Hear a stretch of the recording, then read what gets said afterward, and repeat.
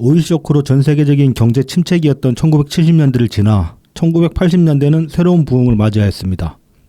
주요 국가들의 부가 넘쳐오를 정도로 쌓여가자 자선단체들의 활동도 활발해지기 시작했고, 그리하여 1980년대는 자선 캠페인의 황금기로 불리게 됩니다. 극빈국들의 참상이 여러 자선단체들을 통해 전해지며 많은 사람들이 자선운동에 참여하게 되기도 했지만, 이 시기부터 자선 캠페인은 자기적이며 과장된 연출된 가난을 만들어내기에 이릅니다. 이른바 빈곤 포르노의 시작입니다. 동정심에 호소하는 이런 방식은 단기적으로는 효과가 있지만 장기적인 관심과 지속적인 후원을 이끌어내지 못합니다. 또한 빈곤 또한 대상화하기에 이릅니다. 가난한 사람이라면 이래야 한다는 이미지가 고착화되며 가난하지 않은 시청자들은 우월의식과 안도를 느끼게 되는 것입니다. 유튜브 같은 미디어를 통해 개개인이 하나의 매체로 기능하는 지금에 이르러서는 빈곤 포르노 또한 확고하게 하나의 장르로 자리 잡았습니다. 자선의 대상이 될 수 없는 가난하지 않은 사람마저 거짓 가난을 꾸며내어 후원을 호소하는 지경에 이른 것입니다. 이런 행태는 빈자들에게서 가난마저 빼앗으려 든다는 비난을 받기도 합니다. 8월 31일 이재명은 정부에 대한 마지막 저항수단으로 단식을 시작한다 말했습니다. 윤석열 정부의 독선적인 행태는 여러 분야에서 부정적인 결과들을 야기하고 있습니다. 행정의 직접적인 주체는 아니지만 예산을 심의하고 감사를 실시하며 입법으로 많은 권한을 규정하는 의회의 역할에 비추어 볼 때 이재명의 민주당은 제 역할을 하지 못했던 셈입니다.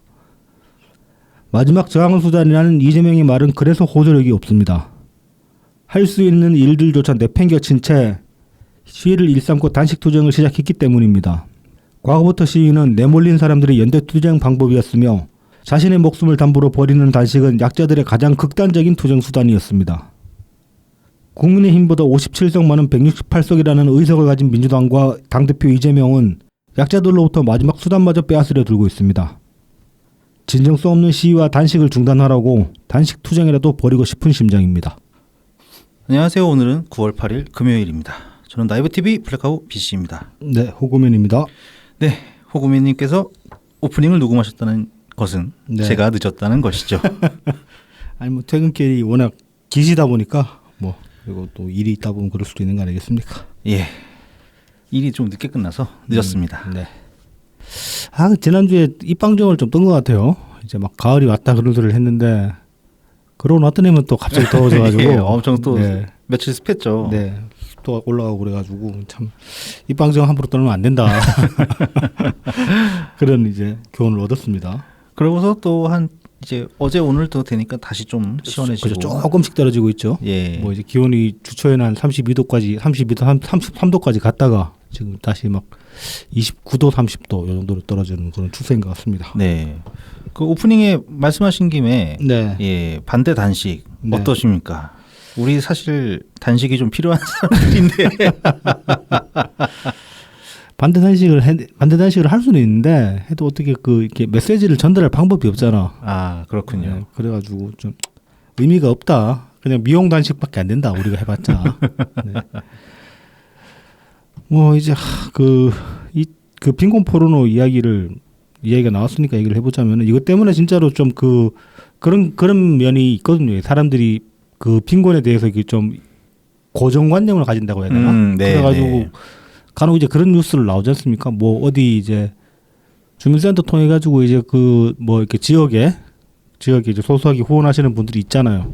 네네. 뭐 주로 이제 독거 노인이나 아니면은 뭐 혼자 이제 자립해서 사는 네, 청소년들 이제 그런 가정들 대상으로 이제 후원을 하고 하는데 뭐 그런 기사도 있었죠. 얼마 전에 보면은 어떤 그런 이제 청소년한테 후원을 하고 있었는데 애가 20만 원짜리 패딩을 입었다. 아, 예, 그래서 예, 후원을 못 하겠더라. 후원을 끈다 그런 뭐 기사도 있었고 그다음에 또 보면은 급식 그러니까 무료급식 파우치 같은 바우처 같은 걸 주잖아요. 네, 네. 식당 같은 데서 먹을 수 있는 거. 그랬더니 뭐 식당 가서 뭐 돈가스를 시키더라. 그런 걸 항의하는 케이스도 있었고 그렇단 말이죠. 아, 그럼 도대체 뭘 먹으라고? 편의점 도시락? 편의점 도시락 먹어야 편의점 되나? 도시락도 뭐라 그럴 걸 아마 이렇게 막 라면 사다가 집에서 끓여 먹고 그랬는다고 생각할 걸. 아.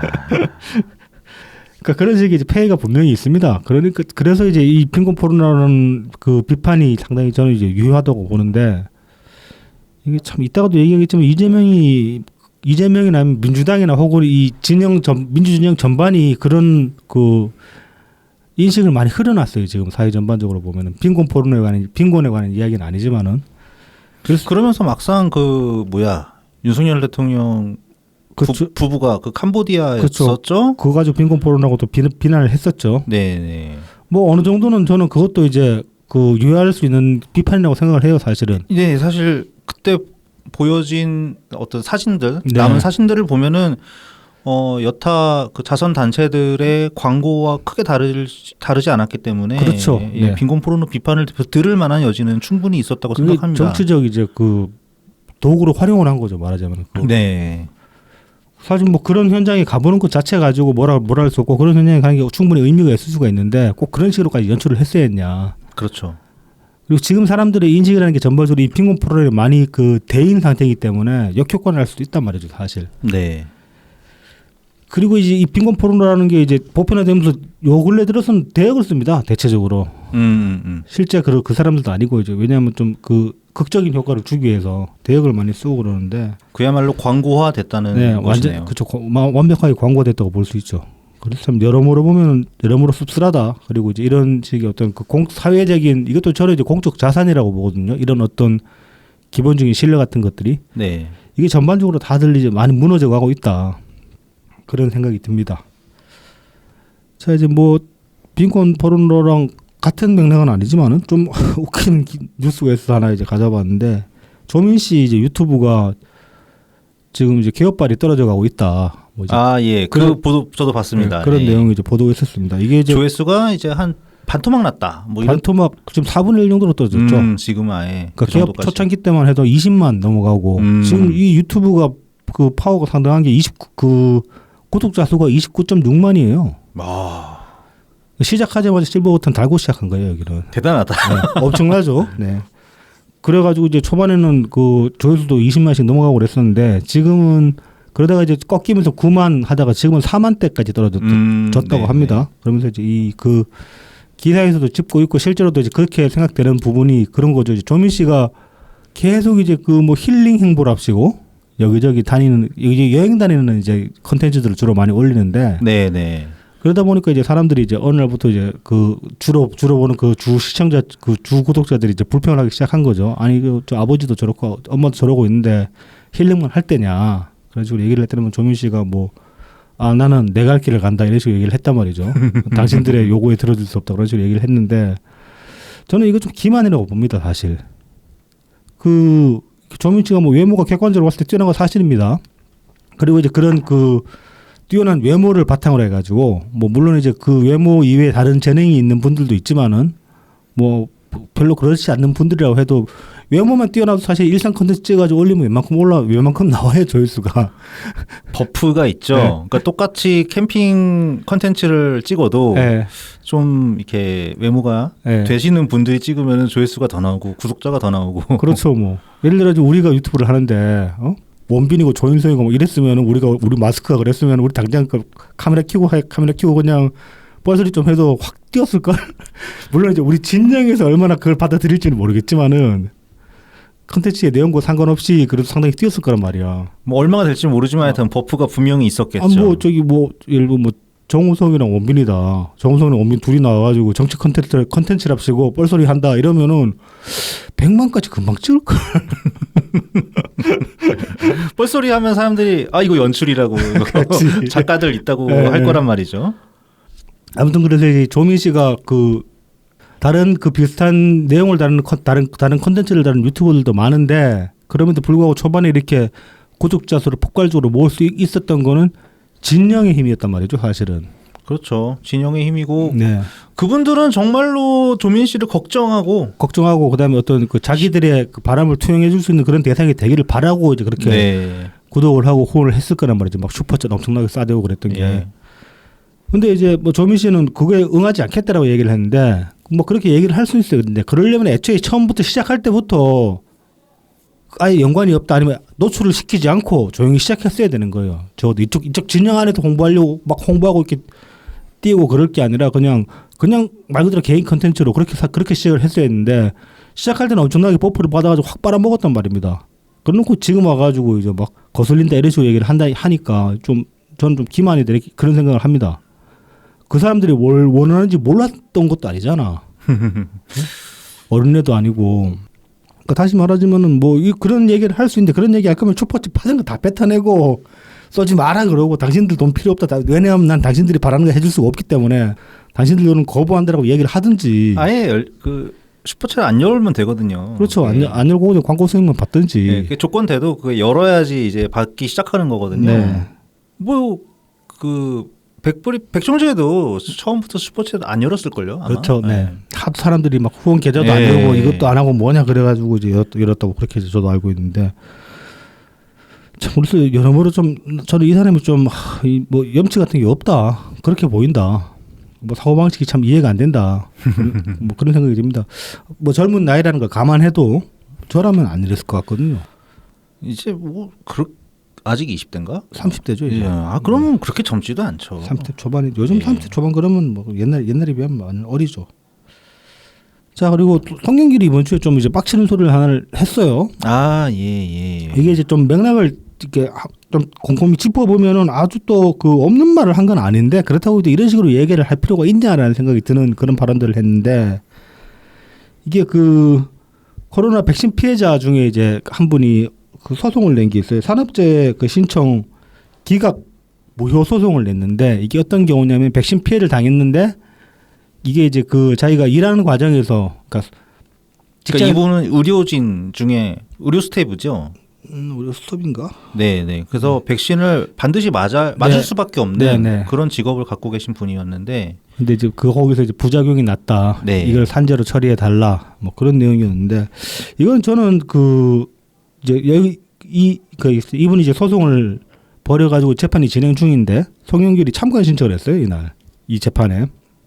그래가지고 한 10분 정도 참관한 다음에 기자들이랑 이제 인터뷰를 가졌는데 말하자면 좀 요식행위라고 볼 수 있죠 참관 자체는. 그래서 이제 하는 얘기가 보면은 그런 겁니다. 이게 그 문재인 정부 때 방역이 굉장히 이제 안정적이었다고 자평하고 있고 성공적이었다고 자평하고 있고 그리고 이제 그게 국제사회에서도 어느 정도 인정을 받았다. 근데 이제 그런 반면에 보면은 국민들의 희생이 꽤 컸다. 그래서 이제 이런 그 지금 이 산재 재판 같은 경우도 사실 저도 이게 산재로 재판하기엔 좀 애매한 면이 있다고 봅니다. 근데 이런 부분에서 그 국가적으로 어떤 배상 시스템이 필요할 수도 있다는 생각은 들어요.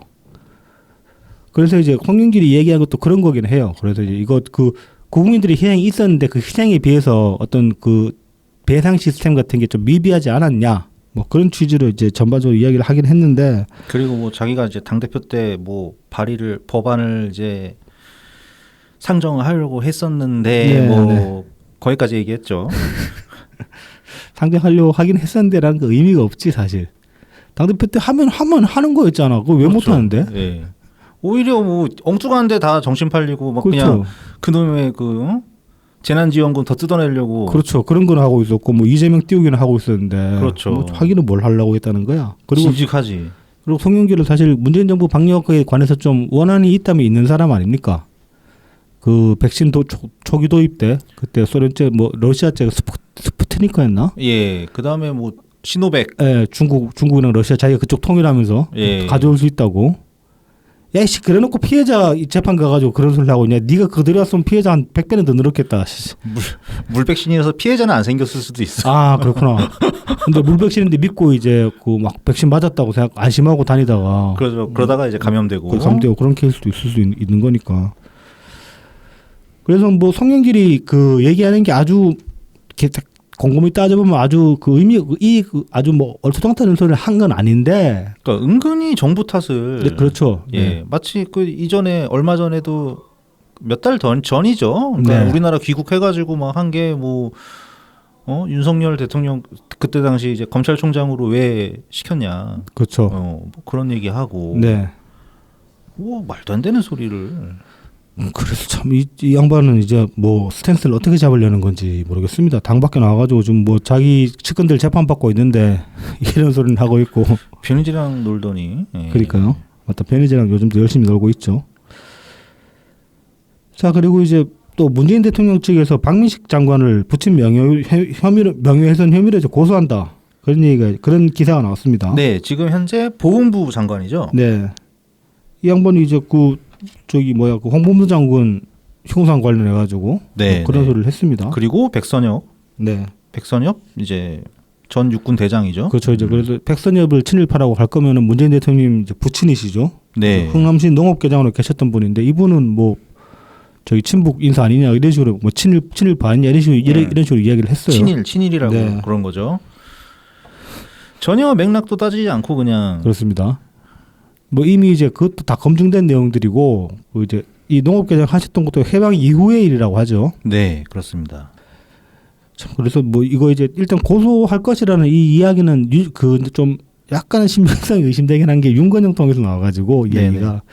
그래서 확신할 수는 없는데 이거는 충분히 고소하실 만한 내용이라는 생각은 듭니다. 이거 지금 계속 이념 대립으로 이제 몰고 가면서 자꾸 이렇게 대통령 끄집어내서 도구화시키려는 건데 이런 것들은 단호하게 어떤 대처를 해야 되겠죠. 사자 명예훼손 네. 충분히 가능할 것 같죠. 네. 그리고 이제 좀 또 얼척없는 소식이 하나 있었습니다. 평산에 이제 그 평산 책방 옆에 평산 책방이라는 빵 가게가 들어온다고 해요. 아, 네. 이게 근데 이 평산 책방에는 관계가 없는 가게예요. 아, 예, 그렇군요. 예, 그러니까 상호도용해가지고 사람들이 이제 착각을 헷갈리게 해가지고 이제 빵 사게 만들려고 그렇게 이제 가게를 낸다고 하는데 뭐 자기들이 원래 이제 가게 내려고 하면서 평산 책방 측에 문의를 했는데 책방에서 그냥 이렇게 별다른 반대 의사가 없어가지고 진행하는 거다 이쪽에서는 그렇게 얘기를 하고 있습니다. 그래서 이거는 좀 뭐 사실관계 확인이 필요 보이고 만약 책방 측에서 정말 그랬다면 이거 좀 안일하게 대처한 거 아닌가 뭐 그런 생각도 듭니다. 어쨌든 방문객들의 그 혼란을 야기할 수 있는 그런 상황이잖아요. 이거는 이거 이제 뭐 기사를 챙겨 보시거나 아니면 SNS를 하시거나 그런 분들이라면 모르겠는데 생각보다 그런 걸 별로 안 챙겨 보시는 분들이 꽤 있거든요. SNS 안 하시고. 그렇죠. 그러고 이제 그냥 평상 들르시는 분들은 이것도 대통령님이 하시는가 보다. 네. 그래가지고 이제 빵집에 가서 빵을 샀다가 뭐 좀 불이익을 당할 수도 있고 빵이 생각보다 비싸더라. 뭐 맛이 없더라. 뭐 그런 얘기가 나올 수도 있는 것이고. 그러니까 혹시라도 뭐 방송 청취해 주시는 분들께서는 제 주변 지인분들께서 네. 평산 방문하시게 된다고 하시는데 이 내용을 모르신다고 하시면 네. 이제 평산 책방이라고 생겼는데 네. 평산 책방과는 무관하다. 네. 그리고 지금 이제 평상 책방에서도 빵을 하나 판매를 하기 시작했어요. 아, 그래요?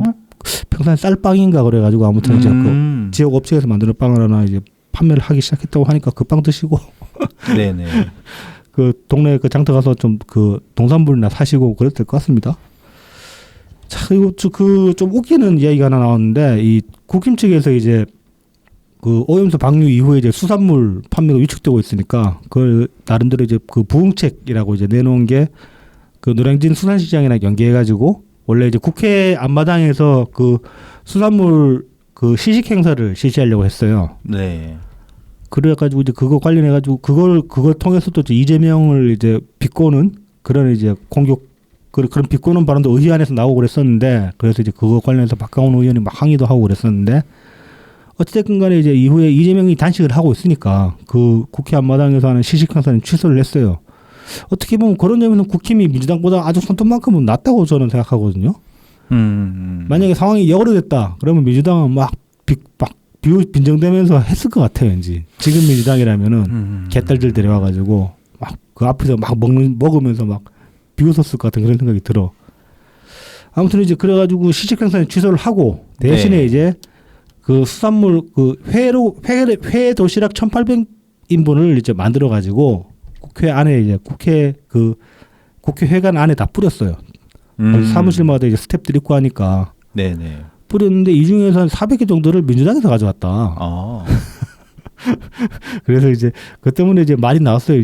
처음에는 이제 그냥 기사는 안 나오고 말만 나왔었는데 기사가 나왔더라고요. 그래서 이제 400개 가져왔는데 어느 의원실인지 정확하게 밝히지는 않았고 뭐 그렇게 얘기가 나왔는데 이게 좀 기존 민주당의 기조와 상반되는 행보를 보이는 거 아니냐.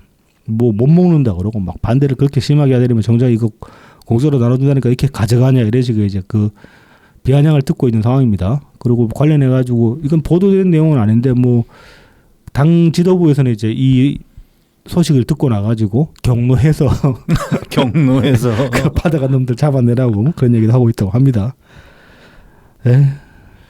이게 민주당에서 잘 생각해야 되는 게 네. 지금 어찌됐든 지금 일본에서는 오염수를 방류를 하고 있단 말이죠. 네. 그리고 별 다른 일이 생기지 않는 이상 계속 방류를 지속할 건데 네. 지금 그 상황에서 이제 수산업자들은 도대체 어떻게 살리려고 못 먹으면은 더 사람들 못 먹어도 그냥 놔둘 거냐 이거죠. 그렇죠. 예. 뭐 이제 결국 이제 그 나쁘게 말하면 냄비근성 그런 거다. 네. 그렇게 이제 보고 시간이 해결해 줄 것이다. 뭐 그렇게 생각하겠죠 아마도. 그 찬성하는 쪽에서는. 근데 이제 반대하는 쪽에서는 뭐 이렇게 뚜렷한 방법이 없어요. 그냥 뭐 아니면 도식이라 가지고 이걸 이제 현실적인 부분을 이제 그 현실적인 해결책을 찾아 나가야 되는데 그냥 무조건 방류하지 마라 이것만 계속 내세우고 있으니까 이러면 답이 없죠 진짜로. 네. 그건 정치가 아니죠 사실 시민운동이지. 그런 식으로 이제 의견을 딱 부러지게 정해놓고 아니 뭐 중국처럼 막 수출 전면 금지 막 그렇죠. 이렇게 할 수도 없잖아 우리나라는. 뭐 그걸 추진을 해보든가 민주당에서 아니면은 근데 그것도 안 되고 있을 뿐더러 뭐 중국이 그럴 수 있는 거는 중국이 공산 국가니까 그럴 수 있는 거고 그 이제 독재 네. 국가에 가까우니까 그럴 수 있는 건데 그렇죠. 우리나라에서는 어떤 식으로든 힘들죠. 그게 그런 식으로 전면적으로 틀어막는다는 게. 네. 뭐 그동안에 맺은 무역 협정 같은 거에도 위배될 수 있을 것이고. 그래서 이제 좀 현실적인 방안을 찾아야 되는데 그거만 언제까지 그냥 좀 오늘도 지금 뭐 또 5차 집회인가 하던데 5차 집회인가 했던데 언제까지 그런 구호만 외치고 있을 거냐 공허하게 뭐 이제 그런 말씀을 민주당한테 드리고 싶습니다. 그러니까 민주당이라도 이낙연 전 총리께서 말씀하셨던 것처럼 네. 국민들이 어떻게 안심할 수 있게 좀 방법을 찾고 유도를 그렇죠. 하는 게 이게 필요한데 좀 상황이 많이 답답합니다. 그러니까 지금 일본이 그 총리님이 강연 때마다 이제 일본의 예를 들어가지고 일본이 중국이랑 중충 외교를 벌이고 있다 그 말씀을 하셨잖아요. 네네. 우리도 사실은 뭐 중국뿐만 아니라 일본하고도 중충 외교를 벌여야 되는 거예요. 이 오염수 방류 이 이슈에 관해서도. 네네. 그래가지고 이렇게 전면적으로 반대하는 스탠스를 취하면서도 사실 일본하고 지금이야말로 외교라인 띄워놓고 연락에 이야기를 해야 되는 거거든. 실질적인 방안에 대해서 손해를 그 피해를 최소화시킬 수 있는 방안에 대해서 이야기를 해야 되는데 이거는 뭐 여당은 정부 여당은 물론이고 야당도 그런 노력조차 보이고 있지 않기 때문에 상당히 답답하다. 네. 그렇습니다. 뭐 금요일에 해도 답답하네요. 금요일에 하면 더 답답하지 뭐 또. 네. 그러면 네, 단신들은 이 정도 다뤄보고요. 네. 이제 저희를 도와주시는 고마운 분들 소개해드리고 본 내용으로 들어가겠습니다. 후원 계좌를 통해서 트친 S님, 간헐적 검찰 출석 리짜이밍님 후원해 주셨습니다. 네, 감사합니다. 그리고 팟빵을 통해서 그린님 후원해 주셨습니다. 감사합니다. 감사합니다. 다음은 제공입니다. 웰컴퓨터입니다. 부산사하고 개정로 221 사시장 복개로 입구에 있습니다. 070-8742-9595 051-271-0066입니다. 트위터에서 웰컴퓨터, 인스타그램, 페이스북, 네이버 블로그에서 웰컴퓨터 골뱅이 AIRSEE 숫자 12를 검색해 주시면 됩니다. 2009년부터 오랜 조립 경험을 바탕으로 가장 적절한 부품을 구성해서 조립해 드립니다. AS나 고장 수리는 원격으로도 점검 가능하니까 언제든지 문의 주세요. 언제든지 문의하실 수 있는 링크는 각각의 SNS 계정 오픈 카카오톡 빵 링크를 사용해 주시면 됩니다. 웰컴퓨터가 이제 그 추석을 맞이해가지고 그것도 이제 이벤트를 하나 진행을 한다고 합니다. 그 이벤트 방식은 기존이랑 같습니다. 이벤트 이제 게시 트윗이 올라오면 리트윗이랑 좋아요 눌러주시고 웰컴퓨터 계정을 팔로잉 하시고 이제 댓글을 달아주시면은 자동으로 응모가 됩니다. 지난 이벤트 때 이제 설빙 빙수 상품이 있었죠. 네. 근데 이제 그게 상당히 이제 호응이 좋았단 말입니다. 그래서 이제 웰컴퓨터 사장님이 그 뒤에 이제 이벤트를 좀 먹을 걸 가지고 하는 게 이 호응이 좋은 것 같다. 그렇게 말씀을 하시더니면은 아마도 요 이벤트를 이제 기획을 하신 것 같은데 아직 시작은 안 했습니다. 곧 오픈할 예정이고 이제 상품이 보면은 1등이 라만카카 추석 기프티 세트입니다. 이게 라만카카 한 3만 5천 원 상당하는 기프티 세트고 그다음에 2등이 그 달포문 농장의 청란 한 판. 요건 이제 2만 원 상당. 그리고 3등은 식용유 세트 10,000원 상당의 식용유 세트라고 하는데 1등은 1명, 2등은 2명, 3등은 3명 이렇게 이제 그 추첨을 통해서 이제 뽑을 예정입니다. 이건 뭐 우리가 보기에는 어벤져스 느낌인데요. 그렇죠. 먹을 걸로 치면은 네.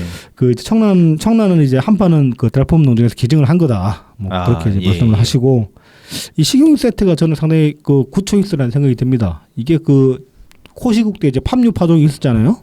네네네. 그대로 이제 식용값이 한번 확 뛰더니면 안 떨어져요 지금. 안 떨어져가지고 식용유 한번 사러 가려 그러면 옛날 가격이 생각나가지고 선뜻 손이 가기 힘든 수준으로 올랐는데 이런 시국에 이제 식용유 세트 10,000원 상당이긴 하지만은 그래도 한 세트 주면은 뭐 저같이 이제 혼자 사는 사람은 식용유 10,000원 한 세트면은 한 3병 정도 2-3병 들어가 있을 텐데 작은 거 500ml짜리. 그렇죠, 그렇죠. 그거면은 뭐 한 반년 이상은 먹지 않을까.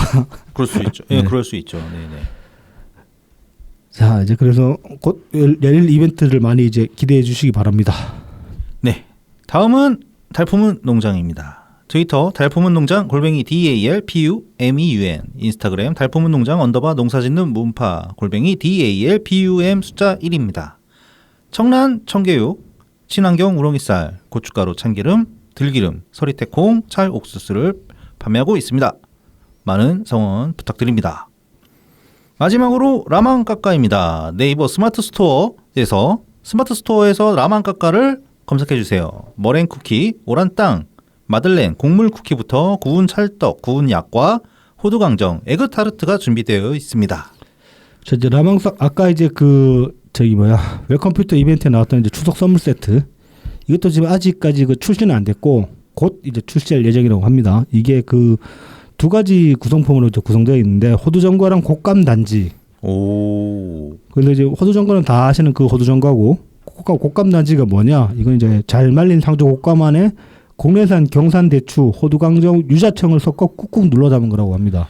야, 이거 반칙인데. 거의 이제 뭐 이건 진짜로 이거 금고에 넣어놓고 통으로 금고에 넣어놓고 하나씩 꺼내 먹어야 되는.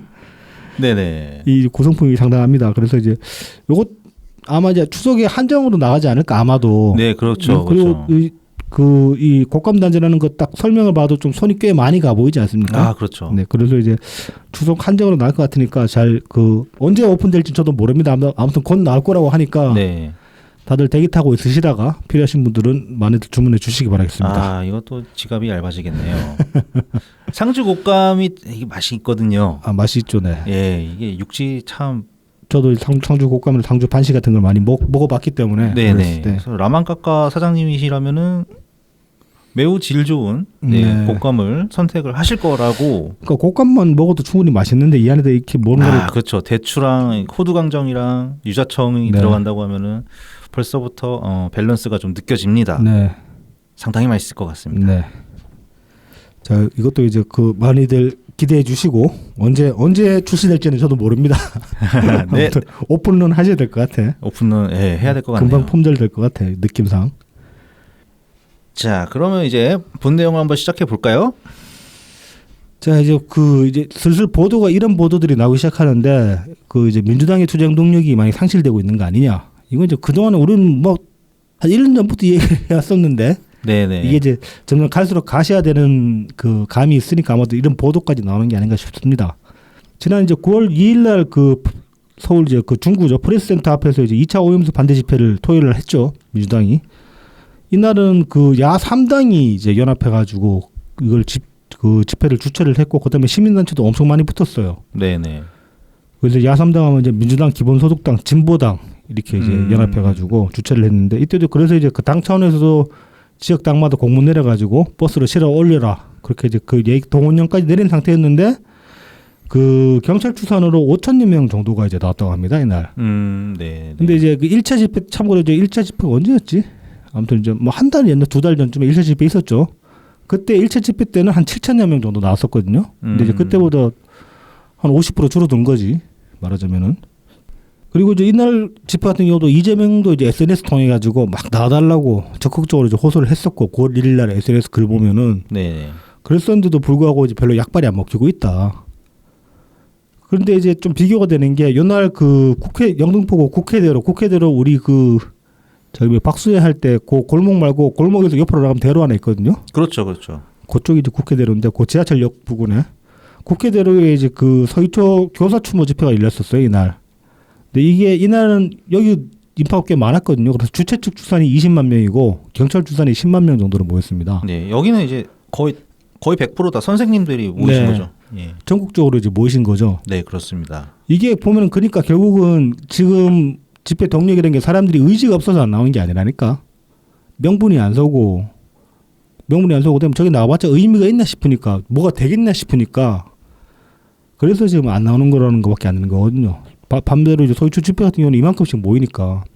그리고 이제 기사에 보면은 예전에 이제 그 조국 집회 그 7차 때인가 그때 이제 서초에서 엄청나게 흥행했을 때 네, 그때 네. 이제 그 저기 누구야 소총이 집회했던 초기에 그때 사진들도 올라오고 그랬었거든요. 그거 뭐 150만 명 그러고 그럴 때 자체 추산으로 물론 150만 명은 좀 말이 안 되는 소리다. 그때는 소총이 할 때는 말이 안 되지. 뭐 소총이 아니라 거기 할 때도 그 저기 누구야 개뚜껑이 할 때도 150만은 말이 안 100만 그런 건 사실 말이 안 되는 소리고 어쨌든 간에 그 동력이 상당 부분 좀 상실된 걸로 보인다. 또 이제 그 9월 1일부터는 이 집회랑 또 별개로 그 국회 그 앞마당에서 이제 또 촛불 문화제라고 하고 있습니다. 윤석열 정권 규탄. 이것도 지금 그 계속 지역당에 이제 공문도 계속 내려가고 있거든요. 이것도 관련해 가지고 동원들 동원하라고 그래가지고 뭐 매일 밤마다 이제 거기서 촛불 문화제 하고 있는데 이거는 정말 관심을 못 받고 있어요. 그리고 사실 뭐 매일 하는데 딱히 보도해야 될 가치가 별로 없는 그런 내용이 돼버려 그런 이벤트가 돼버렸어요. 이거는 저도 하는지도 몰랐습니다. 예전에 그 이명박 정권 때 이제 여러 가지 집회들이 많았잖아요. 네, FTA 네. 반대도 있었고 뭐 저기 각종 뭐 특히 쌍용차 같은 경우에 꽤 장기 집회를 냈었고 그래서 이제 쌍용차 집회도 그 평택 공장에서도 하고 네, 그리고 그랬었죠. 서울 시내에서도 이제 집회를 했는데 그것도 매일 했어요. 매일 밤 하고 근데 그때 매일 밤 했던 거는 어떤 투쟁 동력 유지를 위한 그런 명분이 있었거든요. 매일 밤 하다 보면은 주말이면 좀 사람들이 많이 모이고 근데 평일에도 집회를 계속 꾸준히 해나가는 이제 그런 명분들이 있었는데 좀 국회 앞에서 왜 하는지 모르겠어 진짜로. 당직자들이랑 뭐 의원들 모아놓고 오늘도 하고 있던데 오늘 낮에도 또 이벤트 하나 있더라. 오늘 낮에는 거기 또 사람들 모여가지고 뭐 대머리 깎고 막 그러고 있더라고. 삭발식 한다고. 아, 삭발식을. 네. 왜 하나 몰라. 그래서 이제 왜 이렇게 그러면은 지금 뭐 여러모로 애를 쓰는데 안 보이냐. 이건 뭐 누차 얘기했던 바지만은 거의 모든 이 집회에 관련해 가지고 보면 이재명을 다 전면에 내세우고 있어요. 현장에서만 그런 게 아니고 집회 홍보물이나 아니면 이 관련해 가지고 여러 가지 그 서명 운동 같은 걸 하거든요. 온라인으로. 네네. 그런 것들도 그 나오는 그 웹자보 같은 거 보면 다 이재명이 전면에 있어. 이게 좀 말이 안 되는 거잖아요, 사실. 그렇죠. 이슈에 맞게 만들어야지. 그러니까 뭐 예를 들어서 오염수 반대 그러면 각자 직접적인 피해자들을 전면에 내세운다든지, 그 뭐 어민이나 수산업자들, 아니면 뭐 그냥 바다라도. 네, 예. 아니면 뭐 일반 시민들도 피해보기 마찬가지니까 소비자로서 피해보기 마찬가지니까 그런 분들을 전면에 내세워가지고 뭔가 메시지를 던져야 되는데 이것도 집회하는데 쭉 사람들 모이는데 이재명 가운데 앉아가지고 가운데 서가지고 이렇게 연설하고 있는 사진 그런 것부터 또 올려놓고 하니까 이거 사람들이 이게 뭐냐 싶은 거야. 점점 가면 갈수록. 맞는 키야, 맞는 키. 네. 그러니까 이제 이런 식으로 계속 모든 투쟁에 관련해 가지고 다 이재명을 전면에 내세운다는 거는 어떻게 보면 이건 지금 반정부의 어떤 상징을 이재명으로 만들려고 하는 거고 이거는 이재명 대선 운동이라고 저는 보거든요. 그렇죠. 네네 맞습니다. 그리고 그냥 재판과 수사에 대한 압박 하려고 하는 거죠. 그렇죠. 그거 말고는 생각할 수 있는 게 없죠, 사실상. 우리가 생각하기에는. 그래서 이제 이재명 스스로는 맨날 자기가 이제 뭐 정권으로부터 탄압받는다, 뭐 부당하다, 억울하다, 뭐 그런 식으로 얘기를 하잖아요. 근데 그 말들이 다 사실이라고 쳐도 이런 식으로 홍보해버리면은 아까 앞서 말씀드린 대로 이재명 대선 선거운동밖에 안 되는 거예요. 각각의 이슈에 맞게 어떤 그 이슈에 가장 그 핵심적인 피해를 보는 사람들 그런 사람들을 전면에 내세워야 되는데 전혀 그러지 않고 있다 민주당은. 그래서 그렇게 보면은 이거는 지난 대선이랑 지난 대선 양상이 그대로 지금 아직까지도 거기서 못 벗어나고 이어져 오고 있는 거다. 그렇게 볼 수 있는 것이고 지난 대선을 이제 그렇게 보잖아요. 비호감 대선이었고 이거는 결국 이제 누가 덜 싫으냐 그걸로 투표할 수밖에 없었다. 이제 그런 말들이 많이 나오고 있는 그런 이제 비판들이 많은데. 그 이제 집회도 이제 같은 양상이 되는 거예요. 윤석열 정권이랑 이재명 중에 누가 더 싫으냐. 그래서 이제 윤석열 정권에 더 싫은 사람들만 집회에 나오게 되는 이제 집회에 참여하게 되는 그런 양상이 이제 펼쳐지게 되는데 문제는 선거는 그래도 그냥 그날 당일 가서 도장만 찍고 오면 끝나는 거잖아. 근데 집회는 그거랑 또 다르잖아요. 네. 더 많은 정성과 시간을 써가지고 자기가 직접 가야 되는 거잖아. 그러면 움직이면 동기가 더 확실해야 된단 말이지. 그러니 대선 때보다도 더 많은 사람, 더 적은 사람들만이 남을 수밖에 없게 되는 거다. 결국은. 아니 차라리 설득이라도 더 잘 해보던가. 네. 그냥 쟤네들 정말 나쁘지 않습니까? 뭐 이거 두고 보실 겁니까? 뭐 그리고 저번에도 했던 얘기지만 오염수 집회 무슨 검찰 타령을 왜 하냐고 거기서. 그러니까 거기서 뭐 검찰이 뿌렸냐고. 뭐 검찰 정권인 게 문제라 누가 정권을 잡았던 이런 식으로 하면 안 된다는 게 문제지. 이건 거기서는 검찰이라는 얘기가 나올 필요가 없는 거지 전혀. 그놈의 그냥 프레임을 뭐 짜보겠다고. 검찰 독재 정권이라는 이미지를 어떻게든 세뇌를 해보려고 네. 그러는 거잖아요. 그러니까 검찰 독재는 검찰 독재고 이건 이거지. 그렇죠. 검찰 독재에 관해서 비판해야 될 부분이 뭐 이재명 입장에서는 충분히 많겠죠. 그건 알아서 하시고 그건 따로 집회를 하든지 뭐 규탄 대회를 열든지 알아서 하시고 이거는 이거라고 그냥. 그 이명박 때 그 광우병 집회 때 누가 거기서 BBK 얘기했어요? 그렇죠. 아무도 안 했잖아. 아무도 안 했죠. 예. 그거 할 얘기도 아니고 그거는. 그렇죠. 네, 맞습니다. 그러니까 이게 여기서 이제 어떤 식이든 간에 어떤 집회든 간에 검찰 이야기를 꺼내면 꺼낼수록 집회 자체의 정당성이 사라지고 이제 검찰 그 이재명 방탄에는 명분만 남게 되는 그런 결과가 되니까. 근데 이 문제를 이런 식의 이제 문제의식을 과연 그럼 민주당 의원들은 안 가지고 있을까? 저는 그게 참 궁금합니다. 지금 보면 이제 박광훈 의원에 관해서 이제 지난주에 그 정치신세계에서도 윤가피님이 많이 이제 비판적인 거의 처음이라고 저도 보는데 좀 이제 강하게 비판을 하셨는데 그러니까 뭔가 좀 바른 소리를 내야 되는데 안 내. 그러니까 생각이 없는 것처럼 보여. 실제로 생각이 없진 않겠지만은 많은 생각을 하겠지만은 그래서 지금 정부 비판 메시지 자체는 옳은 것들이 많습니다. 많은데 이 옳은 메시지들이 제대로 뭐 힘을 가지지를 못하게 막고 있는 거예요. 민주당이 계속 이재명을 전면에 내세움으로 인해서 언제까지 이 지난 대선 구도에서 못 벗어나고 이러고 있을 거냐고. 극소수의 의원들만 네. 얘기를 하고 있죠. 뭐 이상민 의원이라든가 그렇습니다. 이원욱 의원, 뭐 서른 의원 정도, 서른 의원 정도까지 뭐 한 딱 손에 꼽은 것 같아요. 한 손에. 네. 예. 그래서 이 문제가 되는 이재명은 좀 뭐라고 했냐? 네네. 지난주에도 얘기했지만 이제 단식을 하고 있죠. 그 이재명 결에서 이제 이런 말이 나왔는데 뭐 우리 당 대표님 단식 너무 힘들어서 수염까지 저렇게 나오고 있다.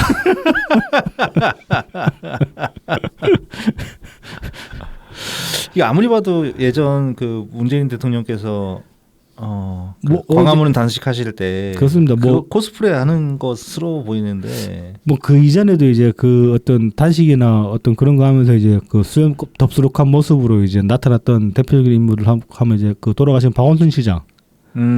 예전에 그 뭐 국토대장정 같은 거 하신다고 하면서 그 이제 산맥 종주 네, 이렇게 네. 하다가 갑자기 뭐 서울시장 출마하겠다가 그렇죠. 수염 이렇게 자란 상태에서 그렇죠. 내려왔죠. 그래서 안철수 만나가지고 이제 그렇게 됐었는데 그 대통령님이 광화문 그 단식하실 때 그때 수염 길렀던 거는 나름의 맥락이 저는 있다고 보거든요. 왜냐하면 거기서 그때 제대로 시설이 없었어요. 공간이 없죠. 네, 거기 화장실 가가지고 그냥 이제 겨우 이제 비누로 세수하고 머리 감고 그 정도밖에 안 되는데 거기서 이제 대통령 때 수염 많이 나시잖아. 네네. 깎으려면 매일 깎아야 되거든. 그렇죠. 아무래도 힘들 수 있지. 근데 이재명은 딱히 그렇지도 않거든 보면은 뭐 일단 출퇴근할 그 사무실 들어갔다 나오잖아. 네. 샤워도 할 것 같거든 거기서. 하려면은 뭐 언제 얼마든지. 네.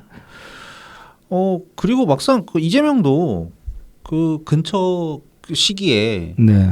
무슨 뭐 광화문에서 지도 단식을 했었잖아. 그렇죠. 이재명도. 네, 거기서 김무선 찾아온 그 당시에. 네. 그때 뭐 별거 없었거든요. 네. 그때도 안 자랐던 수염이 지금 왜 자라냐고. 갑자기. 그거 하나 제가 좀 인상적으로 봤던 게 네. 머리가 좀 빠지고 있더라. 뭘 다시 주는 거 같긴 해요. 예, 사이드에서 이렇게 옆모습이 찍혔는데 예. 좀 휑해 보이더라. 제대로 세팅을 못해서 그런 거 아니야? 뭐 원래 그런 게 이제 티가 났을 수도 있고 네. 아니면 이제 더 이상 안 걸어지는 걸 수도 있고. 아니 저는 그 세팅을 되게 빡세게 하잖아 보면 원래. 엄청 예. 막 근데 바람 막 넣고. 지금도 이제 세팅하고 나눈 것 같긴 한데 그 집에서 평소에 이제 하던 수준으로 빡세게 세팅을 안 하니까 그런 거 아닌가. 뭐 이제 그런 생각이 듭니다. 얼굴은 지금 보면 약간은 조금 살 빠진 것 같긴 한데. 살이 빠지는 것보다는 일단 좀 내려앉고 있는 네. 것 같다 보이더라고요. 그러니까요. 예. 뭐 내려앉는 것도 살 빠지는 거라고 볼 수 있으니까. 그래서 어느 정도 굶고 있구나 뭐 이런 느낌은 듭니다. 근데 이제 그 문재인 대통령이랑 비교해 보면은 광화문 단식 때 네네. 그만큼의 극적인 효과는 없어요 지금 보면은. 문재인 대통령님께서는 그러니까 생기는 있어 보이는데 네. 살만 빠지셨거든. 그러니까 이 광대뼈 다 예. 다 튀어나오고 이제 뺨 그렇죠. 푹 꺼지는 수준이었거든요. 그때 한 9일 8일 지금 9일 차잖아 이재명. 아예 8일 차인가 오늘이 그렇잖아. 네, 8, 9일 뭐 이렇게. 비슷한 시기가 있는데 얼굴 봐가지고 그렇게까지 얼굴은 아니면 특히 이제 배 같은 거 보면은 그렇게 빠진 것 같지는 않다. 근데 이제 이게 사람마다 다르기도 한데 네. 그 많은 그 헬스 트레이너들이 네. 그 강조하는 게 네. 그렇게 빼면은 살이 빠져도 막 가죽 축 늘어지고 막 그렇죠. 이렇게 네. 되거든. 네, 네. 그러니까는 막 배가 이렇게 딱 타이트하게 이렇게 줄어드는 게 아니야 이게 배둘레가. 그러니까 이재명도 이게 그냥 안 먹으니까 어쨌든 덜 먹을 거 아닙니까 평소보다. 아무리 먹어봐야 그래도 단식인데 라마단을 한다고 치더라도 야간에 막 폭식을 하지 않는 이상은 그 유지가 안 되거든요. 뭐 그렇긴 하겠죠. 예. 네. 그래서 이게 그 거죽만 남은 게 아닐까 배도. 뭐 그럴 가능성도 있습니다. 네. 실제로 좀 내장 지방 같은 게 빠져 있는데 그런 건 안 빠지고 예, 짜리몽땅하지 않습니까? 피하 지방만 조금 빠져가지고 네. 거죽만 처지는 상태 그런 거일 수도 그래서 있죠. 뭔가 얼굴이 좀 무너지는 느낌은 네, 보이는 것 같다. 확실히 그렇다. 네. 자, 그래서 네. 이 단식장에 이제 그 여러 가지 이제 뭐 방문객들이 와가지고 이런저런 이제 뻘소리들을 많이 하는데 뭐 한 가지 뭐 한두 가지만 봅시다. 뭐 이제 3일날은 추미애가 이제 왔어요 단식장. 이분이 오셨었군요. 네. 그러면서 이제 오죽하면 여기까지 왔겠냐. 너무 사람들이 반응이 없어서 왔나 보다. 오죽하면 그래서 존재감이 별로 없지. 존재감이 너무 없어서.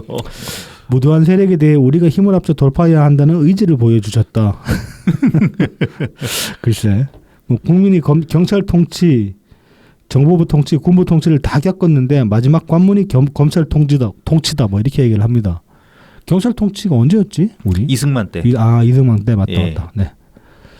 그다음에 뭐 저기 정보부는 박정희 때고 네. 군부는 이제 전두환 때 마지막 관문이 검찰 통치다. 뭐 내각의 상당수가 이제 검찰 출신으로 채워진 건 사실입니다. 근데 검찰 통치라고 할 만큼 뭔가를 일반 시민이 피부로 느낄 만한 게 있나? 그냥 내각이 무능하다는 것 이외에. 그렇죠. 그래서 사실 좀 이 검찰 통치라는 말이 안 와닿아요. 저는 뭐 이상한 통치를 뭐 계속 이제 최근 들어서 네. 느끼고 있기는 한데 네. 뭔가 그 박근혜 시절이랑 비슷한 그 문고리들이 있는 거 아닌가. 뭐 거기에 이제 천공이 있는 거 아니냐. 뭐. 천공이 있냐, 뭐 네. 김건희 여사까지 있냐, 네. 뭐 그냥 그걸 몰라서 그러는데 어쨌든 뭔가 대통령실이 뭔가 있기는 한 것 같거든요. 네. 하지만 이제 그 뭐 검찰 권력을 이용한 뭔가는 이렇게 보이지는 않거든요, 사실상. 그렇죠. 네. 뭐 부당한 수사를 지금 당하고 있는 정치인들 외에는 뭐가 어떻게 당하는지 잘 모르겠거든요. 뭐 오늘 그 퇴근하면서 오다가 우연히 보니까는 윤석열 대통령 처남 네. 뭐 공소장 내용 뭐 이렇게 하면서 기사화된 게 있던데 네네. 공소장이 있다는 거는 처남도 수사 당해가지고 이제 재판 들어간다는 얘기 아닙니까? 그렇습니다. 뭐 그것도 이제 그 검찰 이 독재라는 관점에서 보면 저거 그냥 빨리 손털기하게 그 대충 이제 하는 척만 하고 이제 하는 풀어주려고 척만 그러는 하고. 거다. 뭐 그렇게 얘기를 할 수는 있겠죠. 그런 것들도. 그래서 아무튼 뭐 이렇게 추미애가 얘기를 하니까 이재명은 이제 제가 보기엔 검찰 독재가 가장 위험하다. 내 목숨을 노리고 있거든. 그렇죠. 야, 네가 경찰 통치를 겪어봤냐? 정보부 통치를 겪어봤냐? 군부 통치를 겪어봤냐? 이때는 사람이 죽었어. 끌려가가지고 두드리 맞고 죽었어. 그럼요. 이 새끼는 진짜 민주시대 뭐 교회에 숨고 뭐 어디 여자 집에 가서 숨고 하던 놈이 그러니까 뭐씨 참. 무슨 그 저기 안기부 시절에 무슨 그 저기 어디냐 저기 내곡동에 끌려갔다 왔다질 않나 무슨 뭐 총 들고 협박했다질 않나 뭐 대단한 소리하고 막 광화문에서 시위했다 그러긴 하고 그때 광화문 시위 안 했는데 그때는 이재명에 대해서는 죽은 전두환이 했던 얘기가 해당이 됩니다. 그렇습니다. 뭐 나한테 당해보지도 않고서 그러니까 뭘 당해 또 이재명도 전두환 장학금 받지 않았나?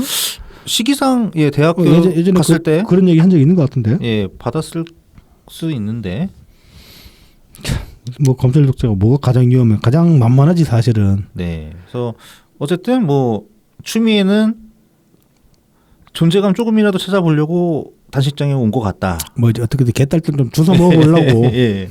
그런 이렇게 거죠. 정리가 될 네. 것 같네요.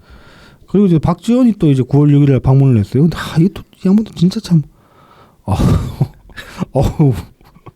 여의도가 제일 신나는 놀이터인 네. 우리 박지원 전 의원님. 이거 한다는 소리가 뭐 이재명의 단식에서 김대중의 단식을 본다. 이건 진짜 이거는 이게 그 지금 아들이라고 있는 게 김원걸 이래가지고 성질도 안 될 것 같지만은 이건 사실 이낙연 총리님 되면 이런 말에 대해서는 좀 성질 좀 내주셨으면 좋겠어. 지금 안 하고 계셔가지고 조금 답답한데. 네. 뭐 그러면 막 굉장히 역사적인 단식인 것 마냥 막 네. 아주 하여튼 혀가 아주 그냥 현란합니다. 그래서 이제 뭐 김대중, 김영삼 두 지도자는 단식을 통해 민주주의를 지켰다. 그렇죠. 뭐 김영삼 대통령도 그 나중에 이제 보름달빵 사건으로 이제 좀 희화화되는 면이 있긴 했지만은 당시에 이제 뭐 단식으로 많은 걸 그때는 이제 할 수 있는 게 단식밖에 없었던 시절이었으니까 그렇죠. 그렇게 이제 하셨던 예. 거였는데 참 무슨 뭐 역사는 좋은 방향으로 흐른다. 거기에서 이재명의 단식이 뭐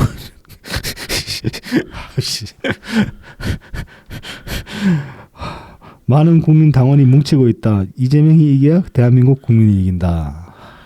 얼마 전에는 뭐 이재명이 죽어야 뭐 그러니까 민주당이 산다 그러더니 그러니까 이제 죽어라 이렇게 얘기했는데 열비 오락가락하는 것 같아. 좀 그러게 말입니다. 참 이렇게 이야기 이게 그 박지원이 DJ 만나기 전말에도 전두환의 딸랑이었다고 하잖아. 아, 네네 미국에서. 네, 그때 기질이 다시 되살아난 게 아닌가 뭐 그런 생각도 들고 그렇습니다. 그 진짜로 이거 나는 누구한테 아바라도 가오 떨어져서 이렇게는 못할 것 같거든. 진짜 이분은 대단한 분입니다. 네. 진짜 무엇이든 할 수 있는. 네. 대단합니다. 그리고 이제 또 7일 날은 김은경이 또 찾아갔어요. 이 양반은 그렇게 막판에 그렇게 팽당하고 홀대를 당했는데 이 양반도 존심도 없나 또 이제 비례 한번 받아보려고 그러나? 그거밖에 없죠. 네. 뭐 그래서 이제 이 자리에서 이제 김은경은 뭐 별 얘기 안 했는데 이재명이 아주 이제 개소리를 했어요. 아기를 가진 사람들 소수가 마치 악화가 양화를 구축하는 것처럼 세상 물을 많이 흐린다. 그 중에는 인간이 아닌 사람도 있다. 네, 그러니까 많은 분들이 말씀하셨죠. 네. 자기 얘기하냐. 그러니까 우리는 이재명을 이렇게 보고 있는데, 네, 참 이게 설령 이제 그 정말로 윤석열이 그러니까 이재명 본인은 죄가 억울한 상황이고 윤석열이 이렇게 뒤집어 씌우는 거라 해도 정치인이 이런 식으로까지 이야기를 하면 안 되지 않나? 이거 자기 지지자들 증오심 부추기는 소리잖아. 이것도 결국은. 네. 이 정도로 얘기했던 예는 없었죠. 그렇습니다. 예전에 그 민주당에서 그 박근혜 가지고 저기 구태라고 이야기했을 때도 네. 그것만 해도 의회 안에서 이제 일단 엄청난 비판이 있었고 실제로 이제 그리고 또 그런 워딩들이 너무 이제 좀 많이 나갔다. 네. 그런 식의 자체적인 비판도 있었는데 이건 지금 인간도 아니다 이런 소리를 하고 있잖아 지금. 당 대표식이나 돼가지고. 네. 자, 한편 한동훈은 또 이제 국회에서 이런 소리를 냈어요. 9월 4일 날 이제 국회 예결위에서 그 단식이 이제 수사나 재판에 영향을 미치지 않겠냐라고 이제 국힘당 의원이 질문을 했어요. 그러니까 이제 답하기를 국민이 지켜보는 상황에서 뭐 단식이 수사나 재판에 영향을 주는 것은 선례가 남겨지면 잡범을 포함해 누구나 사안을 통보받으면 단식하지 않겠나. 그런 점을 고려해 법을 엄정하게 집행할 것이다. 이렇게 이야기를 했습니다. 뭐 사실 이제 뭐 잡범을 포함이라고 그러니까 이재명이 잡범이라고 얘기한 건 아니지만은 이 잡범이라는 워딩을 슬쩍 끼워 넣음으로써 이재명을 잡범화 시키려는 그런 의도가 엿보이는 그런 발언이죠. 참 지금 이제 보면은 그 오늘자 어디 여론조사더라 그 이제 금요일 되니까 여론조사 많이 올라오잖아요.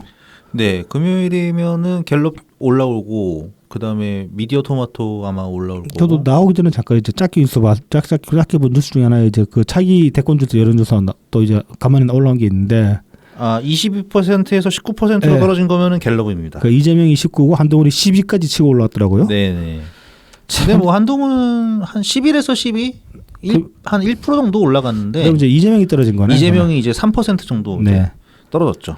차기 대권 주자 현재로서 1, 2위를 기록하는 사람들 둘 다 말 수준이 이런 거야. 에휴, 뭐 한동훈이 사실 이재명을 향해서는 틀린 말은 안 하긴 하는데 좀 이 양반도 수준은 상당히 낮죠. 이 이재명 수준에 맞춰가지고 대응하는 것 같은 그런 느낌이 드는데 네, 맞습니다. 그러면 당신 수준도 똑같이 떨어지면 한동훈 씨. 그러니까 굳이 이렇게까지 날석에 반응을 할 필요가 있나. 그렇죠. 사실 네. 그런 생각은 하는데 그게 이제 뭐 김의겸 같은 케이스에면 조금은 이해가 가는 면도 있는데 워낙 그쪽에서 이렇게 한동훈을 저격하는 게 그러니까 그 말씀에 비춰가지고 생각해 보면 어떻게 보면 김의겸이 역할을 한 거라고 볼 수 있죠. 한동훈을 진흙탕으로 끌어들이는데 그렇다고 이렇게 막 한 나라의 장관이 막 끌려가면은 그렇습니다. 네. 이건 좀 많이 안타깝습니다. 한동훈 본인이 이제 구축해 놓은 이미지도 있고 그 이제 뭐 지금까지 나온 역대 대선 후보 통틀어 가지고 한동훈 이미지랑 제일 비슷했던 이미지 그러면 이해창 정도? 네네. 어떤 이제 고학력에 별로 이제 그 손에 뭐 흙 한번 묻혀본 적 없는 네. 부잣집 도련님 이미지인데 부잣집 도련님인데 그렇게 또 이제 구리진 않다. 뭐 더러운 짓 하고 살진 않았다. 그런 이미지가 있잖아요. 이해창도 네. 그런 대쪽 이미지가 강했잖아. 그렇죠. 한동훈도 저는 어느 정도 그런 이미지 포함한다고 보거든요. 할 수 있죠. 할 수 있는 조건이 되는데 네. 이게 이회창이 아니라 이해찬 느낌이. 한동훈의 아웃핏도 꽤 나쁘지 않고 키도 크고 뭐 네네. 옷도 잘 입고 다니고 훤칠하고 하니까 얼굴은 뭐 그냥 네. 그냥 하긴 하지만은 그래서 이제 그런 점에서 보면 자기 이미지를 많이 깎아먹고 있다. 그리고 이거 김의겸의 늪에 빠진 게 아닌가 뭐 이제 그런 생각이 듭니다. 안타깝습니다. 네. 네. 뭐 안타까울 거는 없고 아니 나중에 이 사람이 이제 한동훈 장관이 정말로 장관직을 그만두고 나서 정치할 생각이 있으면은 네. 이런 사람이 한 명 더 늘어나는 건 뭐 바람직하진 않죠. 그러니까요.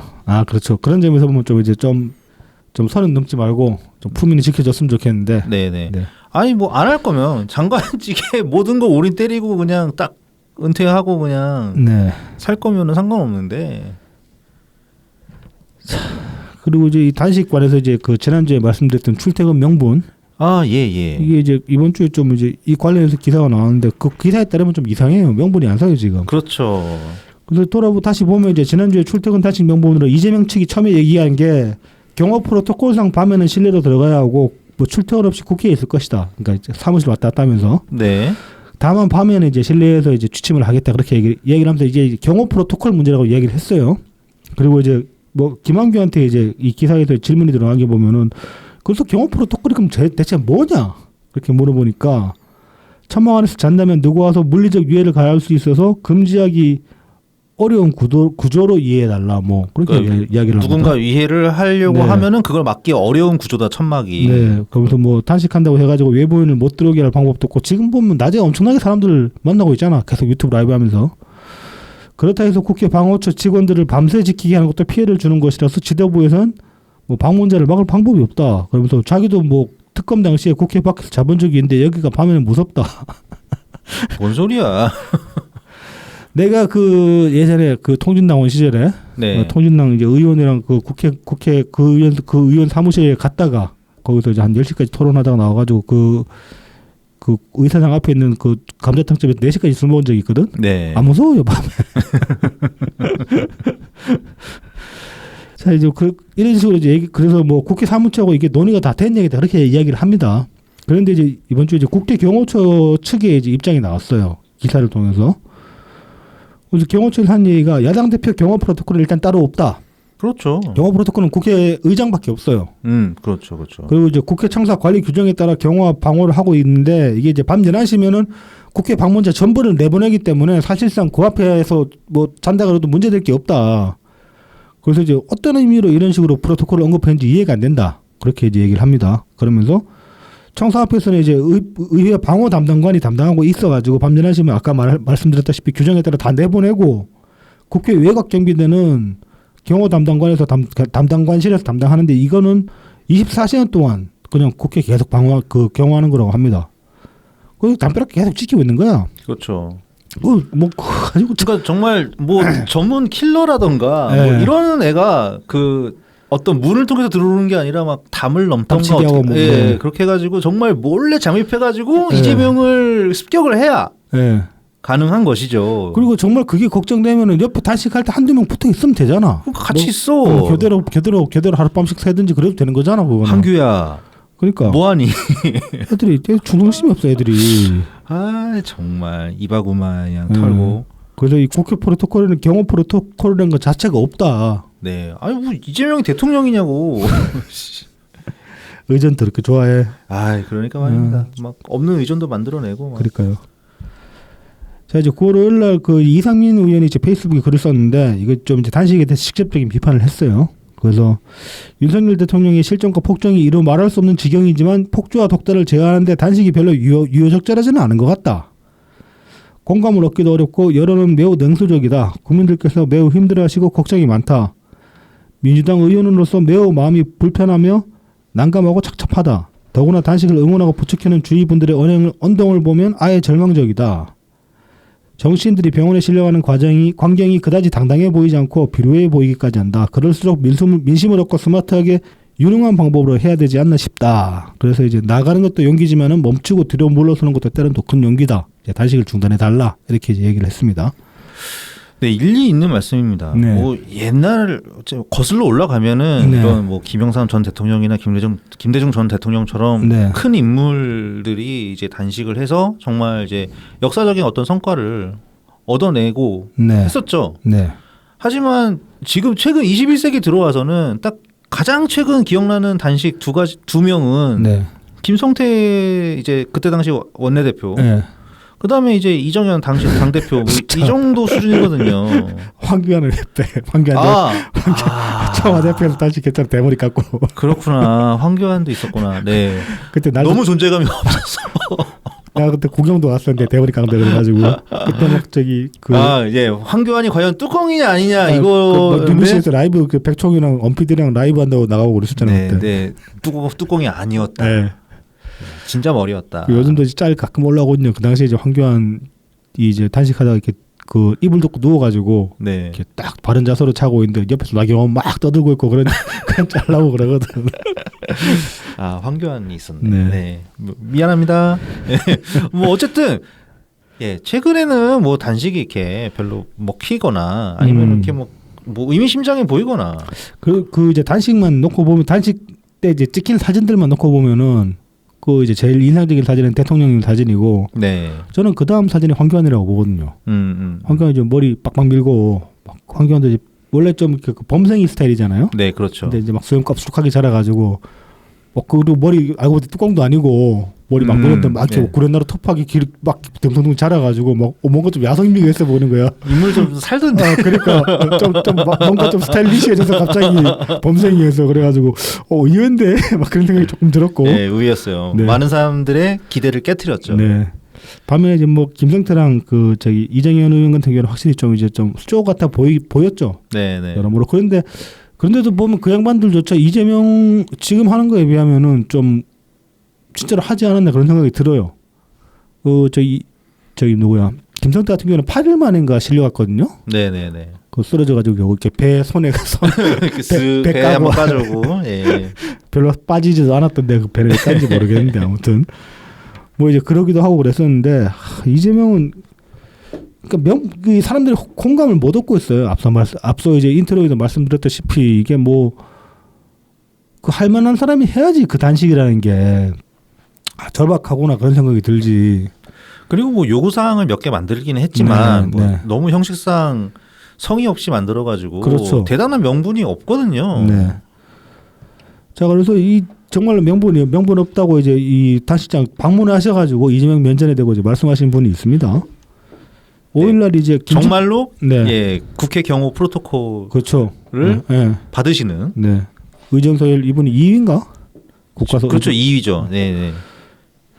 자, 의전서열 2위의 비난은 이제 김진표 국회의장이 단식장에 5일날 방문을 하셨어요. 그래가지고 이재명 옆에 딱 앉아가지고 이제 말씀을 하시는데 이제 운을 띄우시는데 이 운 띄우는 거 보면은 좀 다소 이제 처음에는 민주당을 좀 쉴드 쳐주고 위로해 주려고 온 거 아니냐 그런 뉘앙스의 이제 말씀을 처음에 슬쩍 던졌어요. 이게 보면은 모든 게 다 순리대로 잘 풀려야 되는데 국회가 순리대로 못 가게 해서 이 대표가 이렇게 앉은 것 같아. 저도 책임감을 좀 느낀다. 아니 뭔가 좀 이제 좀 그 이재명한테 특히 좋은 말을 해주실 것 같이 이렇게 이제 쓱 풀었어요. 이때까지만 해도 분위기가 괜찮았어 실제로. 근데 이제 본론으로 들어가니까 점점 이재명 표정이 이제 썩을 얼굴이 돼가는데 이런 말씀들을 하십니다. 정치라는 게 언제나 상대적인 것이고 어느 한쪽이 일방적으로 잘하고 어느 한쪽이 일방적으로 잘못됐다고 국민들이 보지 않는다. 이거 우리가 누차했던 그런 내용들이랑 상당히 참 부합되는 말씀을 하시지 않습니까? 네. 진짜 벌써 두 번이나 민주당이 일방 본회의 통과로 대통령이 거부권 행사를 했다. 이게 그 양곡이랑 뭐였지? 그 간호법이었나? 아, 예, 간호법. 네, 그 두 가지 같은 경우 좀 대통령이 거부권 행사를 냈죠. 둘이 여야가 합의 봐가지고 다시 가져오라고 그렇게 얘기를 했죠. 네, 네.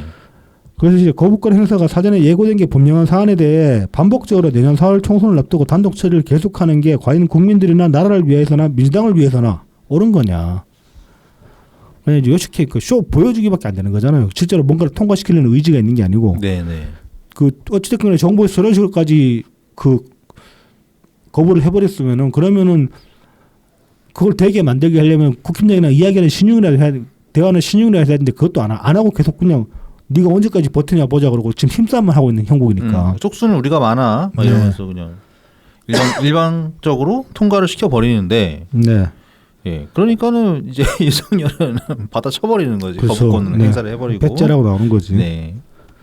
자, 이제 이어서 말씀을 하십니다. 민주주의라는 게 51대 49로 국회가 구성됐다고 할지라도 51%가 주장하는 10개를 한 번에 다 처리하지 못하면 그중에 6개, 7개라도 살리고 나머지 서너 개는 양보해서 타협안을 만들어야 하지 않냐. 그렇죠. 그래서 국민 7, 80%가 그만하면 됐다고 만들어주는 게 제대로 된 의회 민주주의가 아닌가 생각하고 있다. 이 인식도 정확하게 제가 생각하는 민주주의 인식과 정확하게 일치합니다. 그리고 김진표 의장님께서 이제 국회의원 시절에 그렇게 네. 의정 활동을 하셨었죠. 네. 지금 이 말씀이 노무현 대통령이 누차 말씀하셨던 민주주의 어떤 정수예요. 예. 이거예요, 이거. 그래서 이제 어떤 것이든지 간에 일방 처리하시기 전에 조정을 해보려고 노력을 해야 한다. 좀 민주당에서도 같이 협력을 해주면 두 번이나 거부권이 행사됐기 때문에 반복적으로 일방 처리하고 거부권 행사되고 그러면은 여도 야도 대통령도 나라도 전부 피해 보는 거다. 아, 그렇죠. 맞습니다. 네. 그렇죠. 국가적인 피해가 되는 거죠. 뭐 네. 통과돼야 될 법안이 있는데 이게 지금 그 힘겨루기 때문에 그 자존심 싸움, 힘겨루기 싸움 때문에 막혀버리면 그것 때문에 손해 보는 사람들은 어떡하지? 당장 간호사들, 네. 그다음에 그 저기 농민들 어떡할 거야? 수매법 관련해 가지고. 그래서 이제 그 점이라도 좀 깊이 생각해 달라 이렇게 말씀을 하시고 나오셨어요. 그러니까 이재명이 표정이 이제 똥 씹은 표정이 돼가지고 이 어른이잖아. 네. 갑니다 그러고 가니까 이재명이 자기 단식 때문에 힘없어가지고 못 일어난다고 앉아가지고 보내더라고. 네, 앉아서 똥 씹은 표정으로. 되게 싸가지가 없죠. 그 참 인상이 참 왜 이 모양이냐. 좀 싫은 소리 했다고 그렇게까지 티를 내나? 대놓고? 분명히 오실 때는 서서 맞이했거든요. 의장님을. 그러니까 참 인격이 참 이렇게 얄팍하나? 어떻게 사람이 어른이 돼가지고. 자, 이제 이 모든 장면들이 그 민주당 채널로 이제 라이브로 나왔어요. 이재명 거기 단식하는 거 맨날 라이브를 하니까. 네, 그랬더니 이제 채팅창이 이때 난리가 난 거야. 김진표 의원 이제 막 욕을 막 해대요. 막 그래가지고 뭐 김진표도 국짐이냐 무슨 낯짝으로 왔냐 막 윤석열 욕을 해야지 왜요? 이재명 까냐고 그런 소리도 하고. 이걸 알아들었네. 그러니까 김진표 이 인간 진짜 가만두면 안 된다. 막 친일파는 또 왜 나와? 그래서 미치겠네 진짜. 아니 구구절절 맞는 말씀 하셨고 당신들이 그렇게 존경에 맞지 않는 노무현 대통령님 말씀 그대로 좀 옮겨준 거나 마찬가지 말씀을 하셨어요. 이건 사실 저는 한편으로 김진표 의장이 얼마나 노무현 대통령이랑 싱크로가 잘 됐었나 그런 생각이 듭니다. 이 말씀을 보고 나니까 진작에 그 저희 국무총리 하셨어야 했는데 참 아깝다. 네네, 아쉽죠. 네. 근데 참 무슨 친일파 소리가 왜 나요? 딱 모르겠는데. 왜냐면은 이분들한테는 그 이재명이 독립군 사령관이거든. 에, 그러니까 뭐 이재명한테 뭐라고 무슨 얘기든 한마디 하면은 그냥 뭐 너 친일파냐 이런. 그러니까 저 뭐 수권 애들이 대뜸 이제 그 빨갱이 소리 하는 거랑 똑같은 소리다 이거는 진짜. 예, 똑같죠. 100% 똑같다. 참, 이런 와중에 이 이제 채팅창에서도 이 난리피는 이제 이 개딸들이 또 사고를 쳤어요. 크게. 그 국회 본청 그 인근에 국회 본청 주변에서 이제 9월 1일부터 행사가 하나 열렸었는데 이게 방글라데시 네팔 어린이와 함께는 나눔 바자회라는 게 열렸습니다. 아 예. 네. 이게 이제 그 주관은 박용진 의원실이랑 전태일 재단이 공동 주관을 했어요. 그래가지고 여기서 이제 전통 과자랑 주스, 그다음에 뭐 주얼리 같은 각종 이제 수공예 용품들을 팔아가지고 이 수익들을 이제 수익금을 네팔이랑 방글라데시 나쿠 지역 방과후 교실, 거리 아동 보호 사업, 교육 문화 사업 등 어린이 교육에 이제 사용할 예정으로 이제 그렇게 실시한 행사예요. 이게 취지가 좋은 행사죠, 상당히. 네. 근데 이제 이 바자회가 9월 5일에 열리니까 열린 직후부터 해가지고 하루가 뭐다고 개딸들이 와가지고 막 행패를 부린 거야. 응? 딴 것도 아니고 이제 이재명이 옆에서 저쪽에서 단식하고 있는데 여기서 과자하고 주스를 파는 게 말이 되냐 이러면서 막 그리고 이제 더군다나 이제 주최 중에 이제 박용진 의원실이 있으니까 이거 막 수박 행사라고 막 야 이 인간들은 전태일 재단 전태일 재단에 대고 이러면 이재명도 안 좋아할 텐데. 소금을 팔았어야 돼. 갈릭 소금하고 와인 아니 근데 소금을 뭐, 팔았어야 되는데. 뭐 과자하고 수박 과자하고 주스 팔면 냄새 안 나잖아. 별로 안 나죠? 예. 아니 뭐 과자를 거기서 직접 구워 파는 것 같지도 않던데. 그렇죠. 예. 그 포장돼가지고 팔고 뭐 주스 팔고 하는데 거기서 무슨 냄새가 나요? 이거 뭐 이재명이 괴로워할 일도 없겠고 뭐 저쪽 찾아보는 거 아닌가 하면은. 그래서 막 이렇게 난동을 피웠고 그리고 이제 이 7일 날 되니까 수위가 더 높아져가지고 막 여름 막 단체로 몰려가가지고 지랄을 한 거예요. 항의를 한 데없이 온갖 쌍욕을 하고 막 소란을 피운 거야. 그래서 결국은 경찰이 출동을 했습니다. 그래가지고 네. 강제 해산을 시켰다고 합니다. 그러니까 뭐 허가받고 하는 행사를 이렇게 방해를 하면 이렇게 해산될 수밖에 그래서 없죠. 이제 이 주최 측 인터뷰 보면은 막 아니 이거 그냥 우리 그 원래 이거 두 달 전부터 예정된 행사였는데 그렇지. 단식 이후에 잡힌 행사도 아닌데 이거 가지고 이렇게 얘기하면 어떡하냐. 뭐 우리가 무슨 뭐 이재명 단식할 줄 알았냐고. 그리고 이게 뭐 국힘에서 하는 행사도 아니고 진짜로. 어? 전태일 재단 주관인데 이거 가지고 이렇게 뭐 개딸이를 수박이라고 그러고 그러면 어떡하냐. 뭐 이런 식으로 얘기를 했습니다. 잘하고 있습니다. 예. 잘하고 있습니다. 잘합니다. 개딸들이 폐악질 해가지고 결국 그 저기 지금 그 집회에서도 보면은 정의당은 빠졌잖아. 예, 아까 말씀 아까 이제 그 야 3당 공동 주관인데 정의당은 빠졌잖아. 네. 정의당은 이제 민주당이랑 협력 관계로 이제 나갈 일이 없을 거야.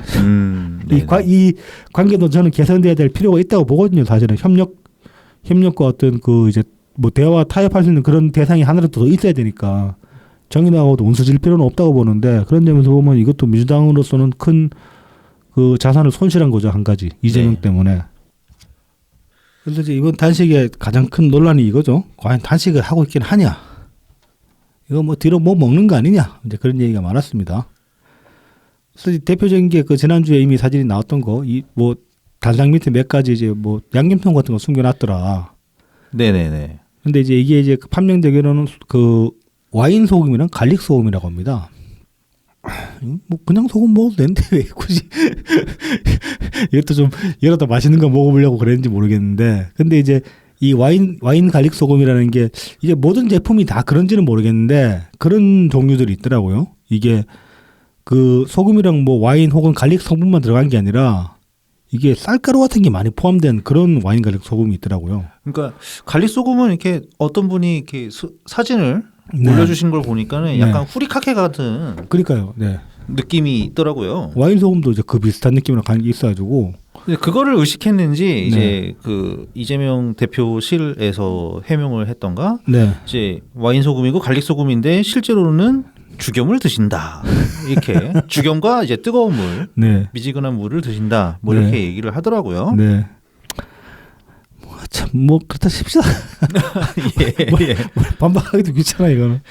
자 그리고 이어서 그 또 이제 알약 먹는 네. 뭔가 그 약을 장면이 이제 그 영상 라이브로 계속 나가니까 살짝 고개를 뒤로 돌려가지고 몰래 이제 뭔가를 확 집어먹는 장면이 나왔는데 그걸 또 사람들이 그 순간 캡처를 떠가지고 막 확대해서 보니까 손에 알약 같은 게 있더라. 그렇게 해서 이제 뭐 또 영양제 먹는 거 아니야 그런 얘기가 나오니까 또 의원실에서 이제 그 해명이 나온 게 이게 변비약이라고 합니다. 뭐 단식을 시작했다면 변비가 와서 그렇다고 하는데 일단 제 상식에는 좀 무합이 안 돼요. 제가 그렇게 뭐 단식도 해본 적, 그 자의적으로 단식 해본 적도 있고, 그다음에 뭐 예전에 아주 그 잠깐 어려워가지고 얼마간 밥을 못 먹어본 적도 있는데 굶으면은 설사가 나면 나지 변비는 안 왔거든요. 제 경우에는. 그런데 이게 뭐 사람마다 경우가 다를 수가 있고, 그다음에 간헐적 단식 같은 경우에는 특히나 그 변비 오는 경우가 많다고 해요. 찾아보니까. 예, 그래가지고 뭐 그래 그럴 수도 있겠지. 뭐 생각하고 이것도 넘어가겠습니다. 네, 네.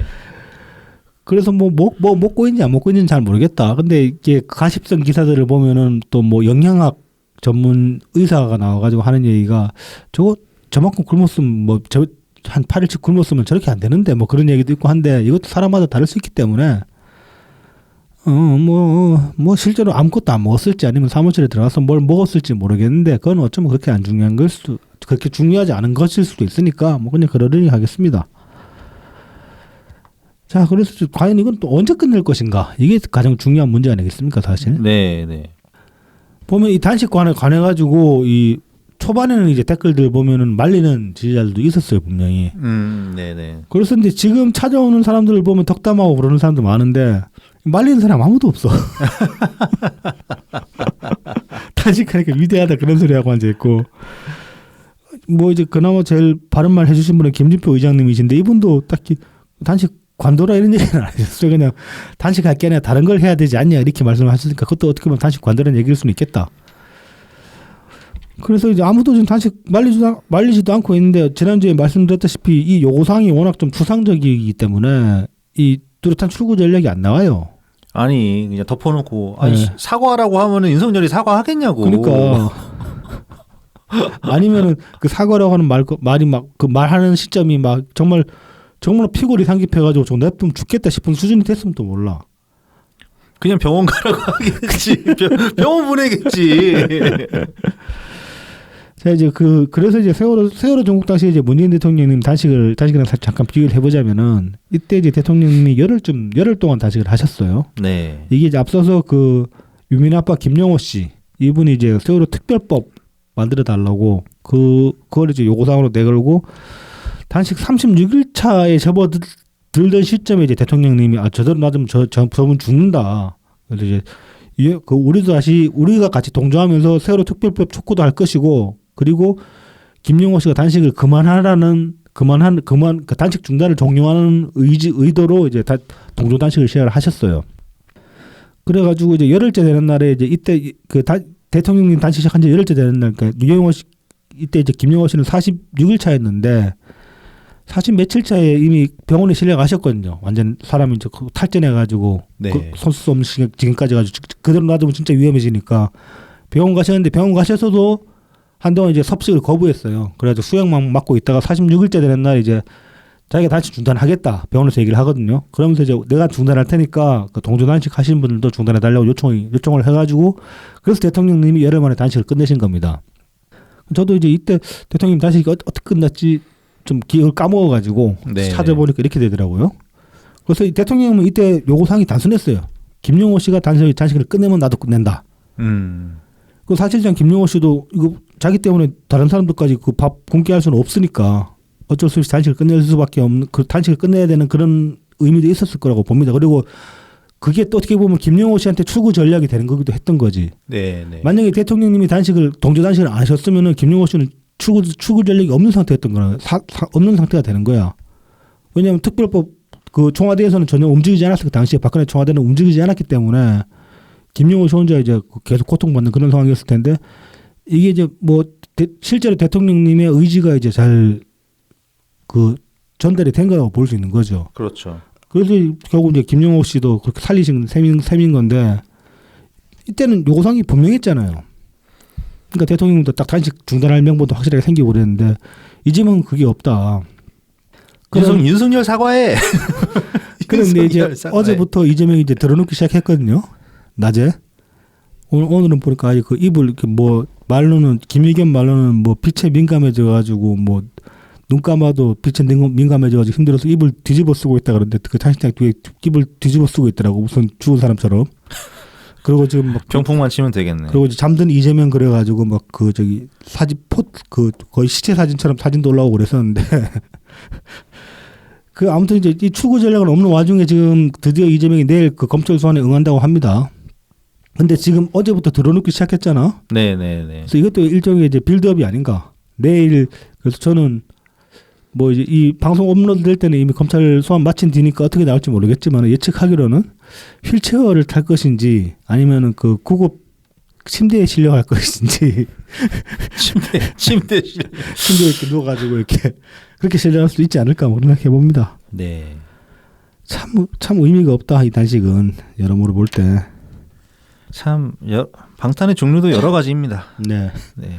그러니까 군대 안 간다고 뺑기치는 여러 케이스들은 봤는데 이 검찰 조사 안 받겠다고 이런 식으로 뺑기치는 건 처음 보는 것 같아 진짜로. 네네.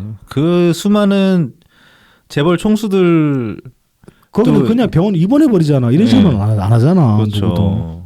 그런 입원, 휠체어 뭐 네. 이런 거였는데 네. 단식. 네. 참 희한합니다. 희한합니다. 네. 자 이제 이것도 지난 주말에 이제 많이 이슈가 됐던 그런 내용이죠. 신앙림 씨의 이제 1억 5천만 원짜리 줘서. 네. 이거 이제 부가세 포함 1억 6,500만 원인가? 뭐. 이거 이제 관련해 가지고 요 당시에 이제 나왔던 이 증언들 김만배 인터뷰였나 이때? 이 인터뷰 이렇게 신앙림 씨가 보도했던 이 내용들은 지금 그 정신에서 윤가피님이 거의 지금 막 문맥 다 짚어가면서 깨지고 있는 상황이라 가지고 굳이 이제 저희는 다시 다루지는 않겠습니다.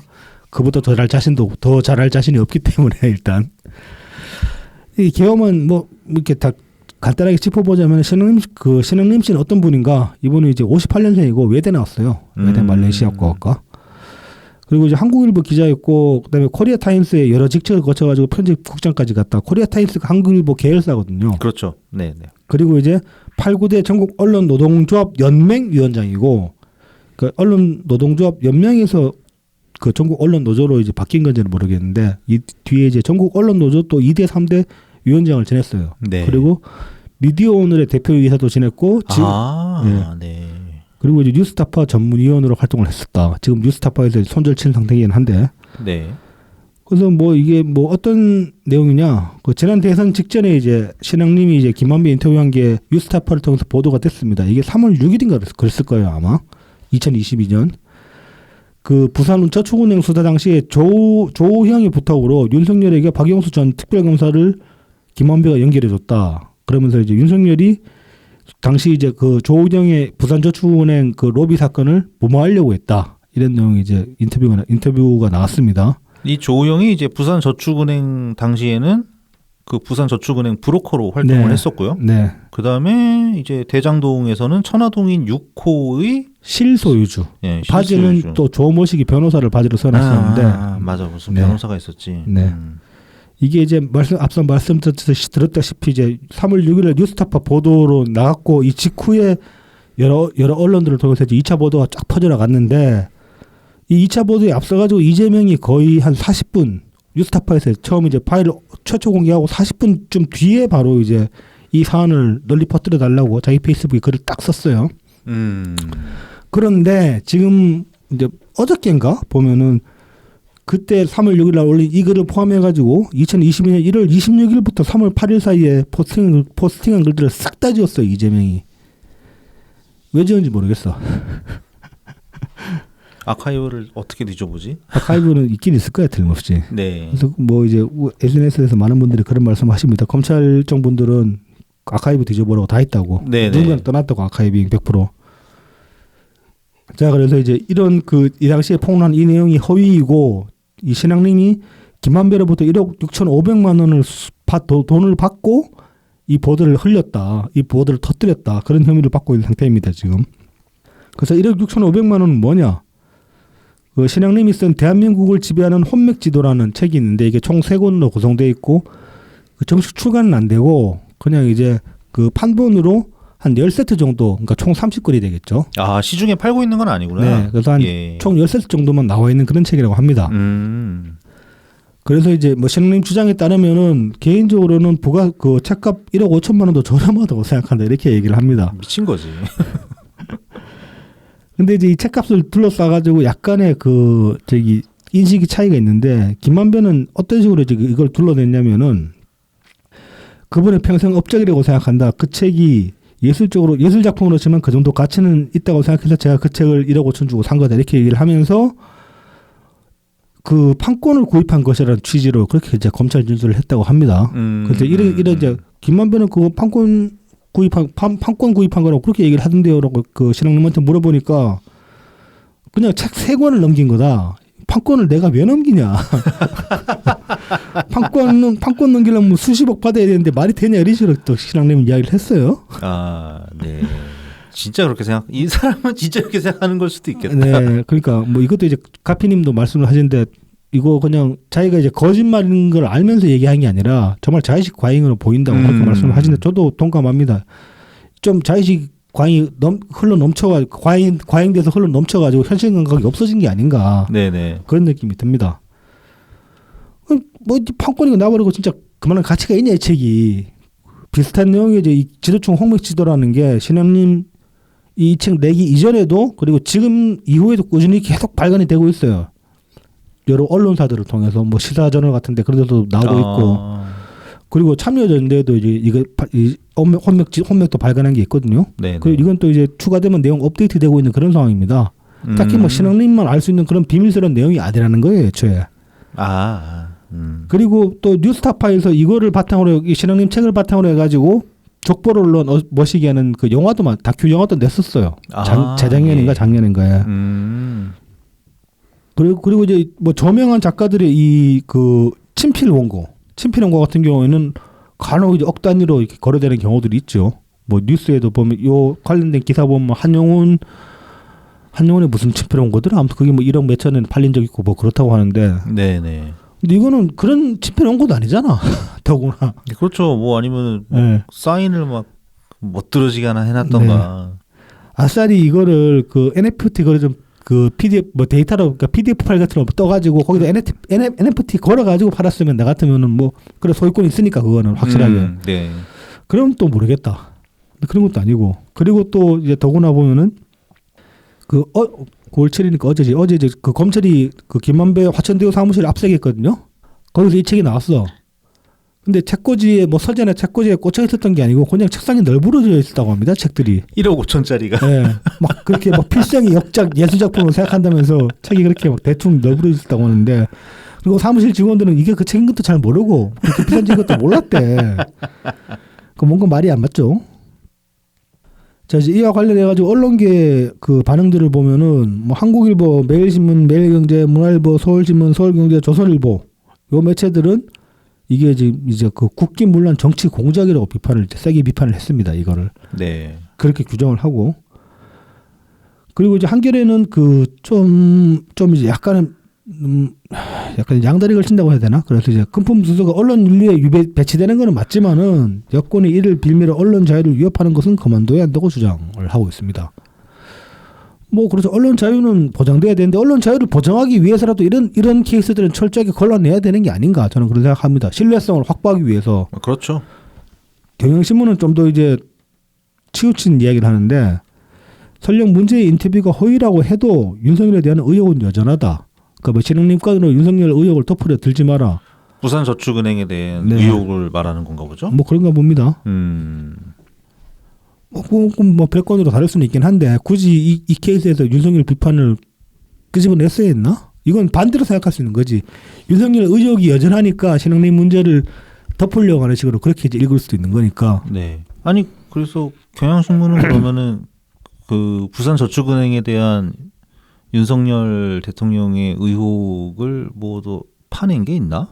그러니까 뭐 그런 것도 별로 없어 보이는데. 네. 뭐 일단 기억나는 건 없죠. JTBC 같은 경우는 지금 이제 이 퇴사한 봉뭐식이지? 봉지욱. 네, 봉지욱 이 양반이 사고를 크게 친 거잖아요, 말하자면은. 네. 이거 관련해 가지고 이제 직접 이제 그 인터뷰 중에 일부분을 누락하고 이제 보도한 게 봉지욱이라는 그 양반인데 이 양반이 지금 이제 뉴스타파로 넘어가 있는 상태죠. 네, JTBC를 그만두고 뉴스타파에 가 있죠. 근데 아무튼 이제 JTBC 같은 경우는 세게 이제 그 사과문을 게재를 했습니다. 전면적으로 인정을 하고 재조사를 할 것이며 사실 확인 보도를 다시 하겠다 그렇게 얘기를 했습니다. 정석 사과문을 게재를 했더라고요. 네. 반면에 MBC는 그냥 이렇게 얘기를 합니다. MBC는 녹취록 원문 제공을 거부당한 상황에서 김만배의 발언 내용을 그대로 보도하는 데 한계가 있었습니다. 결과적으로 시청자 여러분께 혼선을 드렸습니다. 아니 원문 제공도 거부당하고 체크도 안 된 사람은 보도를 안 했어야지. 공식적으로. 아니 그러니까 원문 제공 거부당했으면 그냥 나름대로 크로스 체크를 해보던가. 그러니까 그 윤석열 쪽이 질문 몇 번만 해보면 되는 거잖아 이거는. 냅다 그냥 같이 신나게 질러놓고서는 네. 그리고 이제 한국 일부 측에서는 또 이제 한 가지 좀 손절 스탠스라면 스탠스일 수 있는데 이게 이제 보면은 좀 공교롭게도 실장님도 이제 앞서 말씀드렸듯이 한국일보 입사해가지고 코리아타임스에서 근무를 했던 사람이고 김만배 같은 경우도 그 한국일보 입사해가지고 일간스포츠에서 근무를 했던 거죠. 맞다. 네. 예. 그래서 둘 사이에 이제 한국일보라는 연결고리가 있는 게 아니냐. 계열사 연결고리. 네. 그렇게 이제 의혹을 제기를 했는데 한국일보 측에서 이제 전면 반박을 한 게 부정을 한 게 실장님은 실제로는 이제 코리아타임스에서 이제 오랫동안 근무를 했고 본사에 근무한 적은 없고 마찬가지로 김만배도 한국일보 본사에 근무한 적은 없고 일간스포츠에서 쭉 근무를 해왔다. 그래서 둘이 직접적으로 접점을 가질 일은 한국일보를 통해서 접점을 가질 일은 없었다. 이렇게 얘기를 하고 있습니다. 그리고 지금 이제 전국 언론 노동조합은 또 이제 6일날 성명문을 냈는데 이거는 여기 보면 좀 그 언론 탄압 프레임 만들려고 그렇게 이제 좀 억지를 쓰는 것 같은 그런 느낌이에요. 그렇죠. 뉴스타파가 아직도 아마 처음에는 그러니까 아직도 그럴 거라고 생각하는데 그 전국 언론 노동조합의 후원을 받고 있죠. 뉴스타파가. 네. 그래서 대선 당시에 뉴스타파는 뉴스타파 보도는 선관위 인터넷 선거 보도 심의위원회 소관이었고 방송 보도는 이제 선관위 선거 방송위원회 방송심의위원회 소관이었으며 당시 어떤 결정이나 조치가 없었음에도 이제 와서 방심위가 긴급 심의하겠다고 한다. 지금 이제 그 이동관의 방심위가 이 관련 보도들 이제 그 매체에서 보도된 것들 지상파 매체에서 보도된 것들을 심의하겠다고 얘기가 나왔거든요. 지금. 그래서 이런 식으로 긴급 심의하겠다는 거는 유례없는 부관 참시와 같다고 주장을 합니다. 그러면서 이제 이게 다 정부의 언론 탄압 행태라고 그렇게 주장을 하는데 좀 애매한 것 같아요. 이거는. 예, 그러니까는 사후 처리일 수도 있고, 그러니까 그 당시에는 이게 그런 건지 몰랐으니까 그렇죠. 네. 넘어갔는데, 네. 그러니까 보도되고 이렇게 2차 보도도 되고 네. 했던 거 아닙니까? 네. 근데 이제 지금은 여기에 뭔가 허위 내용이 있었다. 이것은 조작된 내용이다. 이런 내용이 나왔기 때문에 그렇죠. 거기에 맞춰서 사실 심의를 할 수 있는 거 아닌가 이런 생각은 들거든요. 보통 범죄 혐의에 대한 수사도 그런 거 아닙니까? 새로운 증거가 발견되면은 수사를 다시 할 수 있고 경우에 따라서는 그 사건의 성격이 그 새로운 증거에 따라서 성격이 바뀌어 버릴 수도 있기 때문에 네. 그러면 수사 전담하는 팀이 달라질 수도 있는 거거든요. 네. 그런 식으로 봐야 되지 않을까? 저는 그런 생각이 들어서 언론 노조의 이 성명문은 좀 억지스럽다. 저는 그런 느낌을 받습니다. 그리고 어찌됐건 간에 나중에라도 이 허위 보도로 드러나면은 그건 제대로 소명을 하고 정정을 해야 되는 거지. 그럼 냅둘 거야 그냥 지나간 일이라고. 그러니까요. 그게 무슨 언론 자유야? 언론 자유는 보장되는 만큼 무한한 책임을 져야 되는 거지. 자, 그리고 이에 대해서 이제 민주당의 반응을 잠깐 보자면 이것도 그 카피우스님 말씀하신 게 저도 공감하는데 민주당은 발 빼라 이거 당근은 좆된다. 무적행으로 빠져든다 그런 식으로 말씀을 하셨는데 저도 공감을 하는 바인데 그런데도 불구하고 이제 그 이재명 측에서 이제 몇몇 의원들이 이제 한 소리씩 올려놨어요 이미. 안민석 같은 경우는 이제 YTN 나와서 이런 소리를 했습니다. 김만배라는 사람은 50억도 그냥 주는 사람일 만큼 독특한 사람인데 뭐 1억 정도에 줄 수 있죠. 그것도 책값 정도의 성격으로 줄 수 있다. 그러니까 실제로 책값으로 준 거다. 이거 청탁 아니다. 그런 식으로 이야기를 했어요. 그러니까 이게 되게 웃긴 거야. 그죠? 이게 그러니까 예를 들어서 뭐 이재용이 네. 뭐 기자들 만나가지고 네. 막 1억씩 줘. 네. 이재용 돈 많잖아. 그런 거 줄 수 있잖아. 뭐 그렇죠. 뇌물 아닌 거지. 그리고 이제 기자들이 이재용에게 기사 좋게 써주면 그런 예. 거죠. 그러면 이 안민석 주장대로면 김만배가 막 김만배 예를 들어서 자식이 있다 칩시다. 학교에 찾아가서 선생한테 뭐 한 10억씩 줘도 그냥 주는 거네. 김만배 원래 그런 사람이니까. 그렇죠. 생일 축하한다고 10억 주면 그냥 김만배 원래 그렇게 돈 잘 주는 사람이니까 그거 얘기하고 넘어가면 되는 거네. 민주당 안민석 방송 못 나가게 해야 돼요. 난 처음에 이거 읽어보고 이거 잊으면 까는 거 아니야 그런 생각까지 들었다니까. 참. 이런 소리를 개딸들은 또 주워 먹겠지. 하지만 상식적으로 이게 납득이 되는 소리냐고 이게. 참 미치겠습니다. 이런 거 보고 있으면은. 그리고 이재명은 이제 뭐 그 기자가 이런 식으로 질문을 하니까 희대의 대선 공작 아니냐 이게. 그런 식으로 이제 여권이 주장한다 그렇게 질문을 하니까 이렇게 답을 합니다. 대선 공작을 예로 치면 국민의힘이 조직폭력배를 동원해서 나한테 조폭자금 20억 원을 줬다고 한 거. 이런 게 진짜 선거 공작 아니냐. 무슨 내용이지 이게? 이거 쌍방울 얘기일 거야 아마. 쌍방울. 그 저기 뭐야. 변호사비 대납 정도 되는 것 같은데. 이태영 이게 또 이용해서. 말을 이상하게 돌려가지고 이렇게 하는데 네네. 이게 무슨 국힘이 쌍방울을 동원을 했어? 이것도 지금 덮어 씌우기 아니야 이상하게. 그러니까요. 이 종특 나오죠 이재명. 그렇죠. 그 박찬대는 또 이렇게 이야기를 합니다. 박찬대 말이 당시 제일 좀 이제 말이 많은데 당시 보도의 핵심은 윤석열 대통령과 그 특수관계인 박영수 전 특검이 브로커 조호영의 수사를 무마시키는데 개입했다는 의혹이 있다. 당시 조호영의 변호인은 그 박영수였고 주임 검사는 윤석열이었으며 검찰이 조호영을 봐줬다는 사실도 분명한 사실이다. 공주에 몰릴 때마다 뜬금없이 막무가내 선동으로 국민을 속일 생각은 이제 그만 접으라. 아니 근데 그 당시에 주임 검사가 윤석열이 아니었다는 얘기가 있던데 다른 검사였다는 얘기가 있던데. 뭐 근데 이 조호영은 사실 조호영 증언에 따르면 자기는 윤석열을 만난 적 없다고 그러잖아. 아니 그러니까 그 담당이 아니었기 네. 때문에 윤석열을 만날 일이 없었다는 게 그렇죠. 지금 현재 조호영 씨 얘기거든요. 네. 그러니까 이게 이상합니다. 박찬대도 철저히 개딸용 말들을 이렇게 던지고 있는 거죠. 이거 이제 박찬대 이렇게 말하면 또 이제 어디서 키베 때만 개딸들이 박찬대 말 물어와가지고 막 떠든다. 근데 이거라도 물어올 정도면 사실 개딸 중에서 상당히 좀 뭔가 정성은 있다. 네, 전투력이 있는 편이고 실제로는 이거 물어오는 사람도 잘 없긴 하다. 네. 키베도 봐도. 리 모씨급이다라고 할 수도 네. 있겠죠. 네. 아니야 리 모씨급만 돼도 사실은 전투력 없는 편은 아니야. 피곤하죠. 네. 피곤합니다. 전에 이제 초창기 때 내가 그 트위터에서 좀 글을 섞어봤는데 한 5마디까지는 뭐 이야기 계속 나누다 보면 뭔가 접점을 찾을 수도 있겠다는 이제 저의 이제 그 순진한 생각이 있었죠. 근데 어느 시점 딱 지나니까 아 씨발 똑같구나. 내가 또 병신짓을 했구나. 기대할 걸 기대했어야지. 그런 생각이 들더라고. 아이 그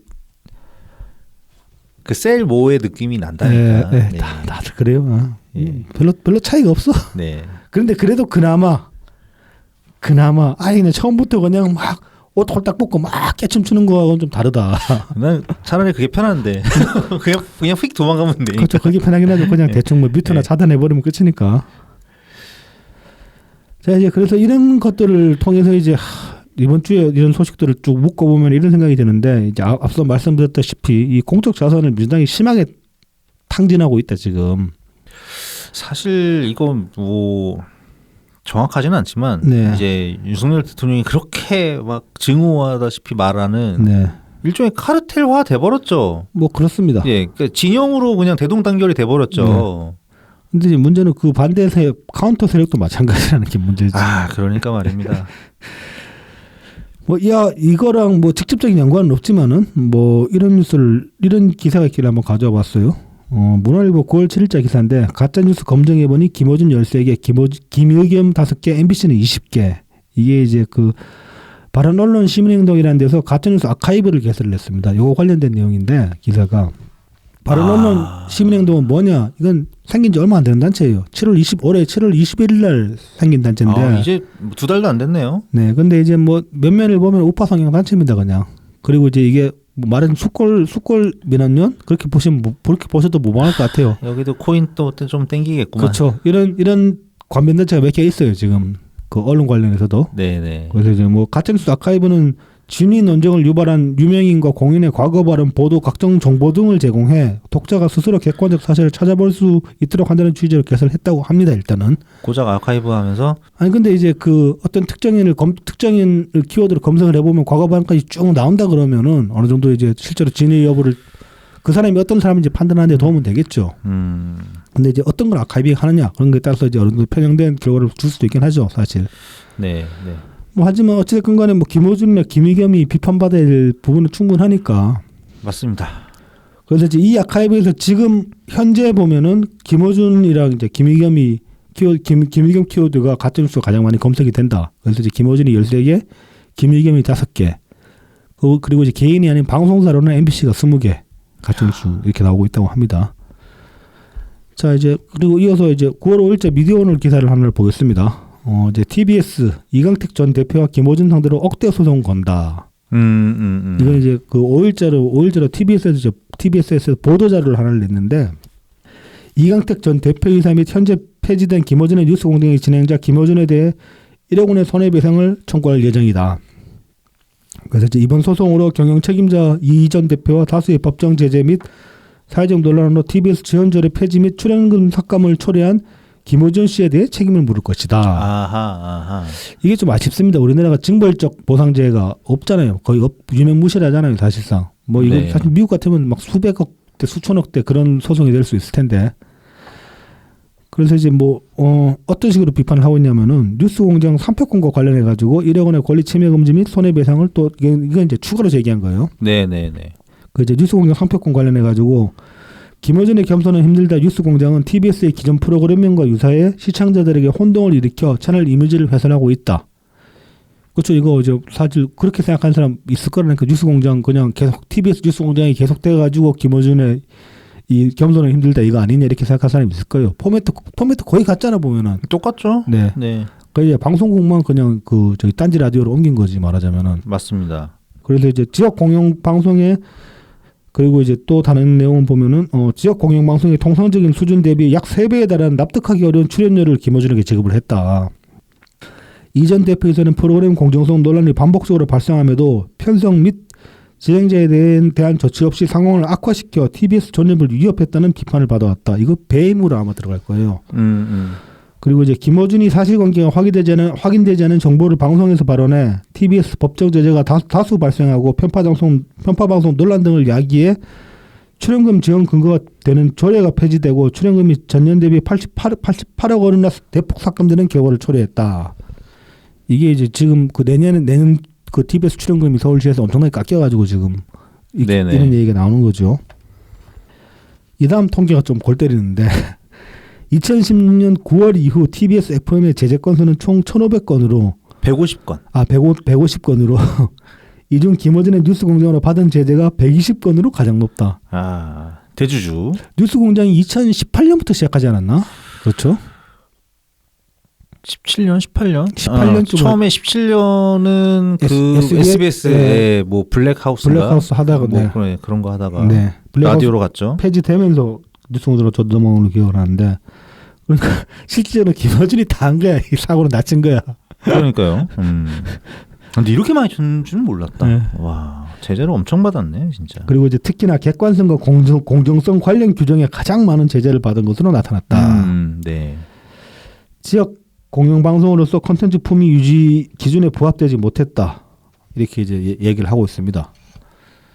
그러니까 이게 사실 그 엄청난 공적 자산의 손실이라고 볼 수밖에 없어요. 이것도 언론의 신뢰, 언론 그 우리가 조중동 비판하면서 그 막 저기 족벌이고 그 다음에 그 권한 유착해가지고 그렇게까지 막 빨아주는 기사 쓰면서 가짜뉴스로 사람들 음해하고 그랬다고 그렇게 비판한 게 하기에 그건 이제 지금 세대들은 별로 와닿지는 않겠지만은 2000년대 초반만 해도 그런 운동이 얼마나 일었습니까? 그렇죠. 안티 조선 운동 그래가지고. 네네. 그렇게 비판했던 시절에서 불과 20년도 채 안 지났는데. 그러니까 조선일보 방씨는 지가 혼자 먹는 거고 우리는 나눠 먹으니까 괜찮은 거지. 에이씨. 뭐 그래봤자 하는 짓은 똑같은데. 그러니까 얘 못 팔아다니까.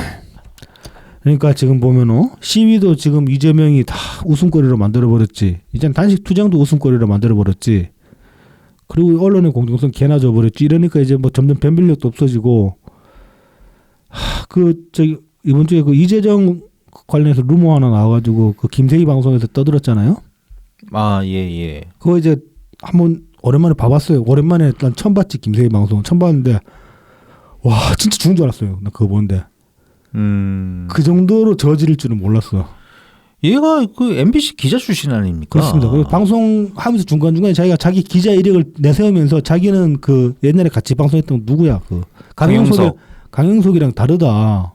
그런 얘기를 막 해요. 막 자기 어떤 팩트에 기반한 어떤 언론적 스킬이 자기한테는 있어가지고 강영석이랑 차원이 다르다. 그래서 얘기를 하는데 말하는 게 진짜로 막 못 들어주겠어요. 너무 저질이야. 심각하게.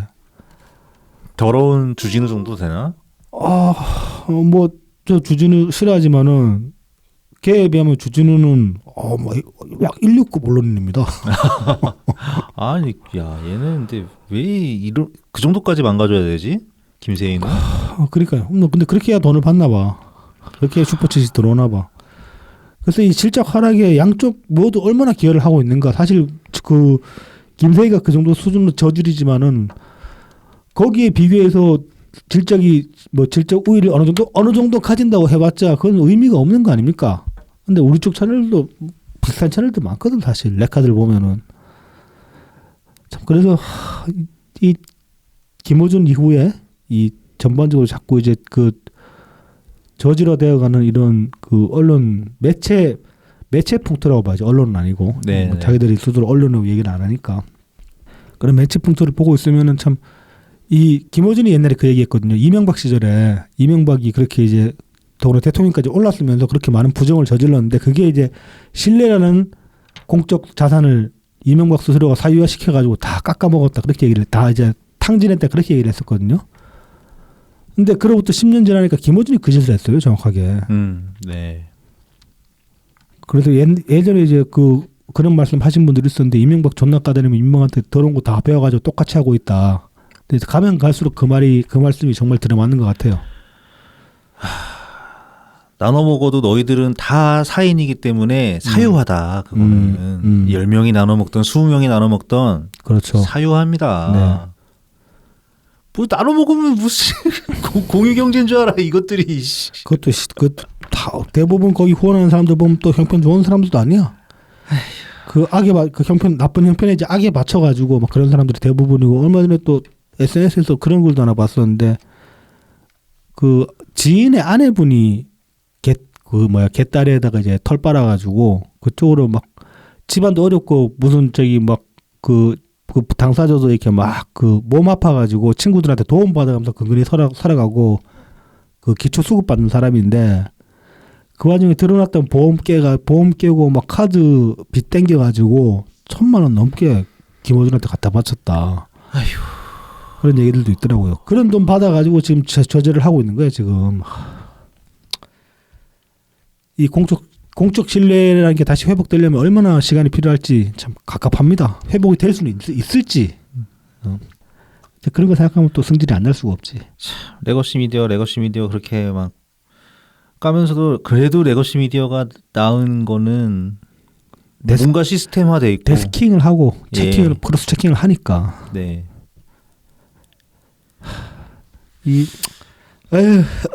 그래서 사실 이번 주 대본 쓰면서 엄청나게 걸러내긴 했는데 엄청 빡쳤었어요.